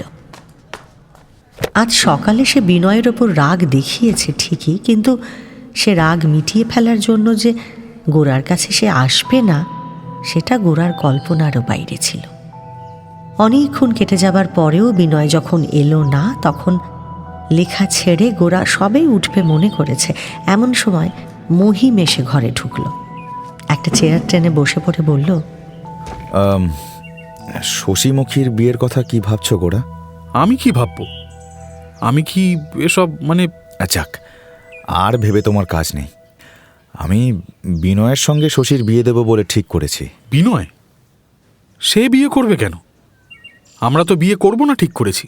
আচ্ছা, এই কি তোমাদের হিঁদুয়ানি? শাস্ত্রমতে বিয়েটা যে ব্রাহ্মণের ছেলের একটা সংস্কার, তা জানো না? আচ্ছা, বিনয়ের ভাবখানা কি বুঝে দেখি। সে আর বুঝতে হবে না, তোমার কথা সে কিছুতেই ঠেলতে পারবে না। ও ঠিক হয়ে গেছে, তুমি বললেই হবে। মহিম শাস্ত্রের ধার বিশেষ ধারে না, কিন্তু গোরার কাছে শাস্ত্রের দোহাই তাকে পারতেই হলো। আর এই প্রস্তাব দুদিন আগে এলে গোরাও একেবারেই কান দিত না, তবে আজ তার মনে হলো অন্তত এই প্রস্তাবটা নিয়ে এখনই বিনয়ের বাসায় যাওয়ার একটা উপলক্ষ সে পেল। সেদিনই সন্ধ্যের সময় গোরা বিনয়ের বাসায় গেল। তবে গিয়ে বেহারার কাছে শুনল বিনয় পরেশবাবুদের বাড়িতে গেছে। পরেশবাবুর পরিবারের বিরুদ্ধে, ব্রাহ্ম সমাজের বিরুদ্ধে। গোরা ভেতরে ভেতরে রেগে অস্থির হয়ে গেল। তার শুধু মনে হতে লাগলো আজ সারা দিন যার জন্য সে অপেক্ষা করেছিল সেই বিনয় আজকাল গোরার কথা মনে করার অবকাশটুকুও পায় না। গোরা পরেশবাবুর বাড়ির দিকে ছুটল। সেখানে গিয়ে জানল সকলেই উপাসনা মন্দিরে গিয়েছেন। গোরা ঝড়ের গতিতে এবার মন্দিরের দিকে গেল। দরজার কাছে পৌঁছতেই দেখল বিনয় বরদা সুন্দরীকে অনুসরণ করে তার মেয়েদের সঙ্গে তাঁদেরই গাড়িতে উঠছে। গোরা ঝড়ের মতোই ছুটে চলে গেল, আর গাড়ির অন্ধকারের মধ্যে বিনয় চুপ করে বসে রইল। বরদা সুন্দরী মনে করলেন আচার্যের উপদেশ তার মনের মধ্যে কাজ করছে, তাই তিনিও আর কোনো কথা বললেন না। রাত্রে গোরা বাড়িতে ফিরে এসে অন্ধকারে ছাদের ওপর পায়চারি করতে লাগলো। রবিবারটা এমন বৃথা কাটিয়ে আফসোসে এখন তার মনের ভেতরটা একেবারে অস্থির হয়ে উঠেছিল। সে মনে মনে পণ করল জীবনে যে একটিমাত্র বন্ধু আছে তাকেই এবার ত্যাগ করে গোরা তার ধর্মকে সত্য করে তুলবে। এমন সময় মহিম ছাতে এসে হাঁপাতে হাঁপাতে বলল, মানুষের যখন ডানা নেই তখন তখন এই তেতলা বাড়ি কেন তৈরি করে কে জানে। তা বিনয়ের কাছে গিয়েছিলে? বিনয়ের সঙ্গে শশীমুখীর বিয়ে হতে পারবে না। হ্যাঁ, কেন? বিনয়ের মত নেই নাকি? আমার মত নেই। বাহ, এ তো আবার নতুন একটা ফ্যাসাদ দেখছি। তা কারণটা কি শুনি? বিনয়কে আমাদের সমাজে ধরে রাখা শক্ত হবে। ওর সঙ্গে আমাদের ঘরের মেয়ের বিয়ে দেওয়া যাবে না। ঢের ঢের হিঁদুয়ানি দেখেছি, কিন্তু তুমি দেখছি আজকাল কাশী ভাটপাড়াকেও ছাড়িয়ে যাচ্ছ। শোনো, যে ছেলে লেখাপড়া শিখেছে সে মাঝে মাঝে শাস্ত্র ডিঙিয়ে চলবেই। সেজন্য তার সঙ্গে তর্ক করো, তাকে গাল দাও, কিন্তু তার বিয়ে বন্ধ করে মাঝ থেকে আমার মেয়েটাকে আর শাস্তি দিও না বাপু। আমি নিচে মার কাছে চললুম। মহিম নিচে এসে আনন্দময়ীর কাছে গিয়ে গোরার সঙ্গে হওয়া কথার সবটা বলল। তোমার গোড়াকে তুমি ঠেকাও। বিনয়ের সঙ্গে গোরার একটা বিরোধ যে ঘনিয়ে উঠছে তা বুঝতে পেরে আনন্দময়ীর মনও অত্যন্ত উদ্বিগ্ন ছিল। আনন্দময়ী ওপরে এসে একটা চেয়ার টেনে গোরার মুখোমুখি বসলেন। বাবা গোরা, আমার একটা কথা রাখ, বিনয়ের সঙ্গে ঝগড়া করিস নে। আমার কাছে তো তোরা দুজনে দুই ভাই, তোদের মধ্যে ঝগড়া হলে আমি সইতে পারি না। বন্ধু যদি বন্ধন কাটতে চায় তবে তার পিছনে ছুটোছুটি করে আমি সময় নষ্ট করতে পারবো না মা। বিনয় তোমার বন্ধন কাটাতে চাচ্ছে এ কথা আমি বিশ্বাস করি না। তুমি যদি বিশ্বাস করো তবে তোমার বন্ধুত্বের জোর কোথায়? দু নৌকোয় পা দেওয়া যার স্বভাব, আমার নৌকো থেকে তাকে পা সরাতে হবে মা। এতে আমারই কষ্ট হোক আর তারই কষ্ট হোক। কি হয়েছে বল দেখি? ব্রাহ্মদের ঘরে সে আসা যাওয়া করে, এই তো তার অপরাধ। সে অনেক কথা মা। হোক অনেক কথা, কিন্তু আমি একটা কথা বলি। কি? সব বিষয়ে তোমার এত জেদ যে তুমি যা ধরো তা কেউ ছাড়াতে পারে না, কিন্তু বিনয়ের বেলায় তুমি এত আলগা কেন? তোমার অবিনাশ যদি দল ছাড়তে চাইতো, তুমি কি তাকে সহজে ছাড়তে? আনন্দময়ীর এই কথাতে সে নিজের মনটা পরিষ্কার দেখতে পেল। সে বুঝল কর্তব্যের জন্য তার বন্ধুত্বকে সে বিসর্জন দিতে যাচ্ছিল না। আসলে বন্ধুত্বের অভিমানে আঘাত লেগেছে বলেই বিনয়কে সে চরম শাস্তি দিতে চাইছিল। আনন্দময়ী এবার ওঠার উপক্রম করলে গোরাও হঠাৎ উঠে পড়ে আলনা থেকে চাদর তুলে কাঁধে নিয়ে বেরোতে গেল। ওমা, কোথায় যাচ্ছিস গোরা? বিনয়ের বাড়ি। তা খাবার তৈরি আছে, খেয়ে যা। বিনয়কে ধরে আনছি, সেও এখানে খাবে। ওমা, ওই তো বিনয়। বাবা, তুই খেয়ে আসিসনি তো বিনয়? না মা, খুব খিদে পেয়েছে। আয় আয়, দুটিতে মিলে শিগগিরই খেতে বস দেখে। বলতে বলতে আনন্দময়ীর চোখ ছলছল করে এলো। বিনয়, তিনি নিচে নামার সিঁড়ির দিকে যেতে যেতে শুনলেন অনেকদিন বাঁচবে। দুটিতে আবার গল্প জুড়ে দিয়েছে। জানো, আমাদের ছেলেদের জন্য একজন ভালো জিমন্যাস্টিক মাস্টার পেয়েছি। অবশেষে পেলাম, বলো। আনন্দময়ীর বুক হালকা হয়ে গেল। তবে দুজন যখন খেতে বসলো তখন আনন্দময়ী তাদের কথাবার্তায় বুঝতে পারলেন যে এখনো তাদের মধ্যে একটা বাঁধো বাঁধো রয়েছে। তিনি বুঝলেন আজ দুটিকে একসাথে আরও কিছুক্ষণ রাখতে পারলেই দুজনের আড়ষ্টতা কেটে যাবে। তাদের খাওয়া তখনও শেষ হয়নি। নিজের পরিকল্পনা মাফিক কাজ সারলেন তিনি। বিনয়, রাত অনেক হয়েছে, আজ এখানেই শুয়ে পড়িস। আমি তোর বাসায় খবর পাঠিয়ে দিচ্ছি। হ্যাঁ হ্যাঁ, খেয়ে রাস্তায় হাঁটা নিয়ম নয়, তাহলে এখানেই শোয়া যাবে। হ্যাঁ হ্যাঁ। খাওয়া দাওয়া সেরে দুই বন্ধু ছাতে এসে মাদুর পেতে বসল।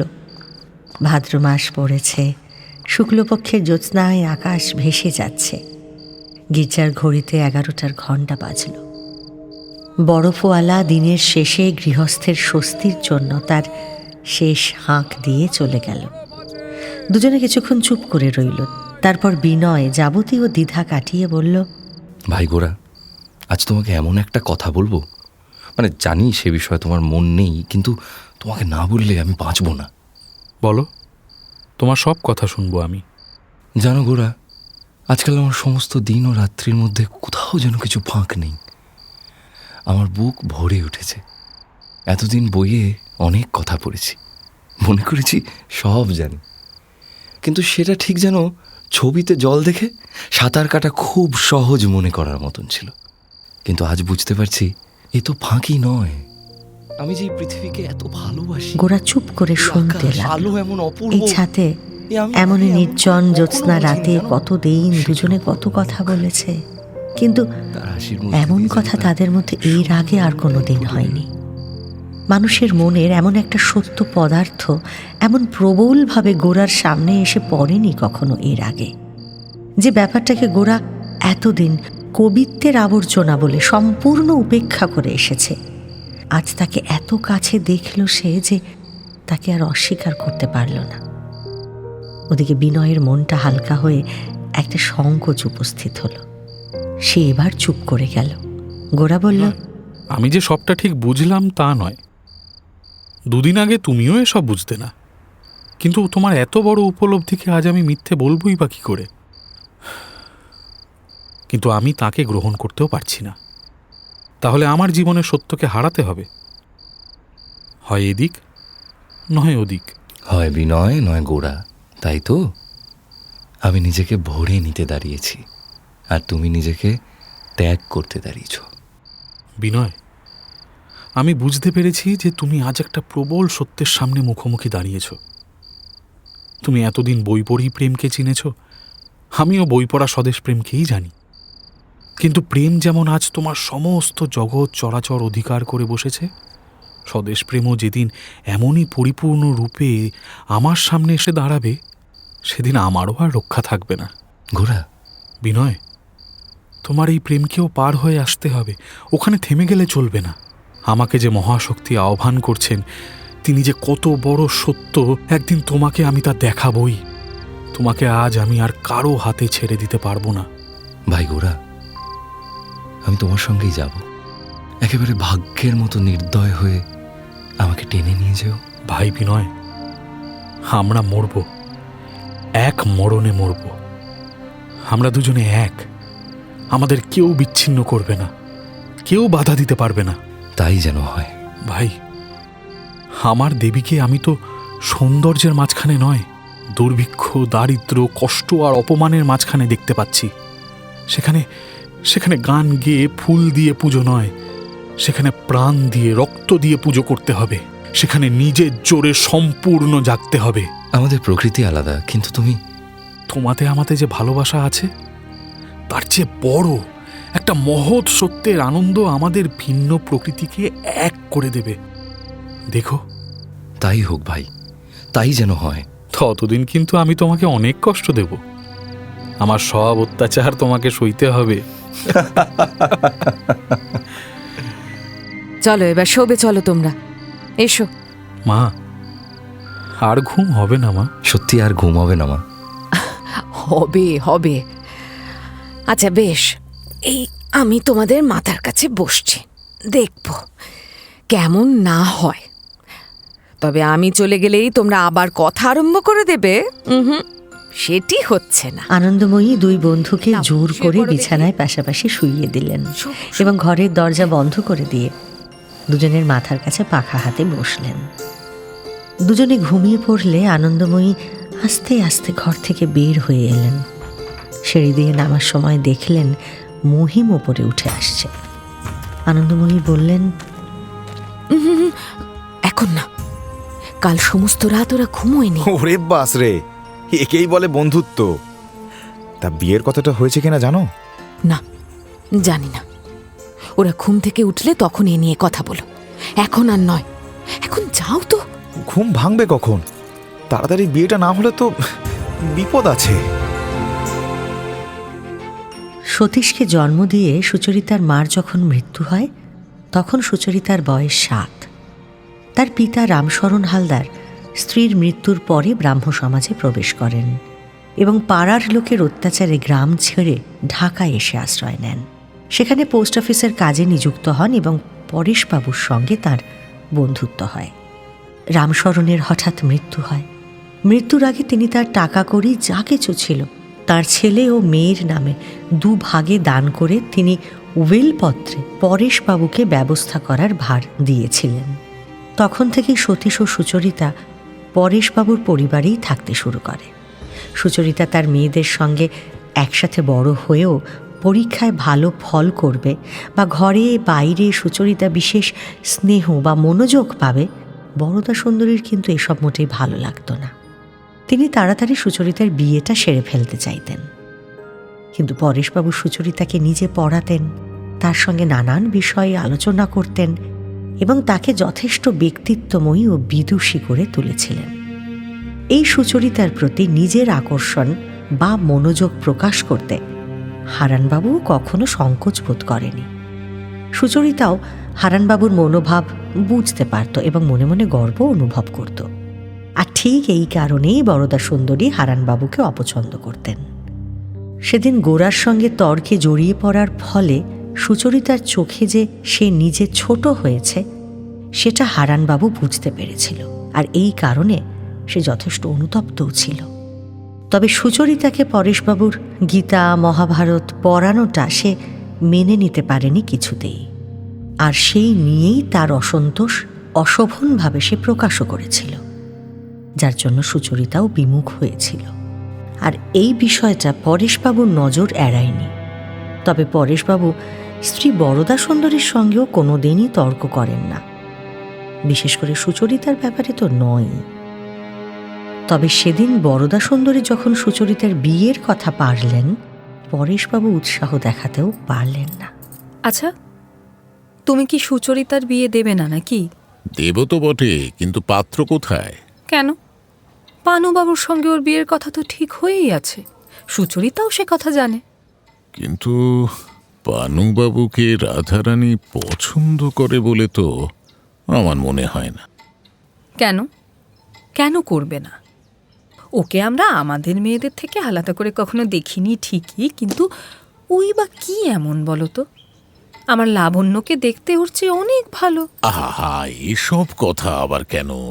না না, তোমরা যদি সুচরিতার দেমাক এইরকমভাবে বাড়িয়ে তোলো, তাহলে কিন্তু ওর জন্য পাত্র পাওয়াই মুশকিল হবে। পানুবাবুর মতো বিদ্বান ধার্মিক লোক, তাকে কি উড়িয়ে দেওয়ার মতো? না, কিন্তু তার যদি মত না থাকে। বেশ, বেশ, আমি তার মত নিশ্চয়ই জেনে নেব। সুচরিতা, হ্যাঁ, কিছু বলবে মা? কি আর বলি, তুমি যে তোমার বাবাকে একেবারে ভাবিয়ে তুলেছ দেখছি। কেন? আমি কি করেছি? কি জানি বাছা, তার কোনো একটা কারণে মনে হয়েছে যে তুমি পানুবাবুকে তেমন পছন্দ করো না। অথচ ব্রাহ্ম সমাজের সকলেই তো জানে তোমাদের বিয়ের কথা। এখন যদি... কিন্তু আমি তো এ ব্যাপারে কোনো কথাই কাউকে বলিনি। বেশ, বুঝলাম। সন্ধ্যেতে হারানবাবু আসতেই বরদা সুন্দরী তাকে আড়ালে ডেকে নিয়ে গিয়ে সুচরিতার সঙ্গে তার বিয়ের কথা তুললেন। আচ্ছা পানুবাবু, আপনি কি আমাদের সুচরিতাকে সত্যিই বিয়ে করবেন? হ্যাঁ, মানে তা যদি সেরকমই ভেবে থাকেন, সে কথা স্পষ্ট করে বলেন না কেন কখনো? এই কথা বলা বাহুল্য বলেই বলিনি। তবে আমি আজই পরেশবাবুর সাথে কথা বলছি। বেশ। সেদিন চা খাওয়ার সময় পরেশবাবু সুচরিতার ভাব দেখে আশ্চর্য হয়ে গেলেন। সুচরিতা হারানবাবুকে এত যত্ন অভ্যর্থনা অনেক দিন করেনি। পরেশবাবু ভাবলেন দুজনের মধ্যে হয়তো একটা প্রণয় কলহ ঘটেছিল, এবার সেটা মিটে গেছে। সেদিন চলে যাওয়ার আগে হারান পরেশবাবুর কাছে বিয়ের প্রস্তাব বাড়ল। আমি আসলে আমাদের বিয়ের ব্যাপারে আর বেশি দেরি করতে চাইছি না। আমার ইচ্ছে অন্তত একদিন সকলকে ডেকে ঈশ্বরের নাম করে সম্বন্ধটা পাকা করা হোক। বেশ, তো সে তো অতি উত্তম প্রস্তাব।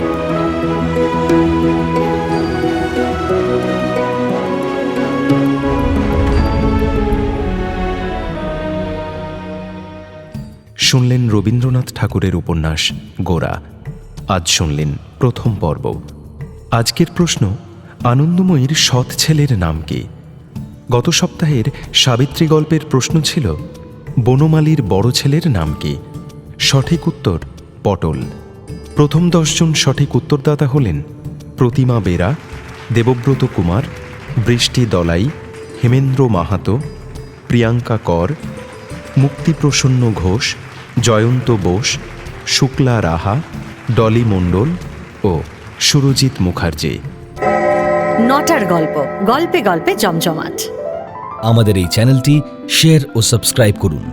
বেল আইকন প্রেস করতে ভুলবেন না কিন্তু।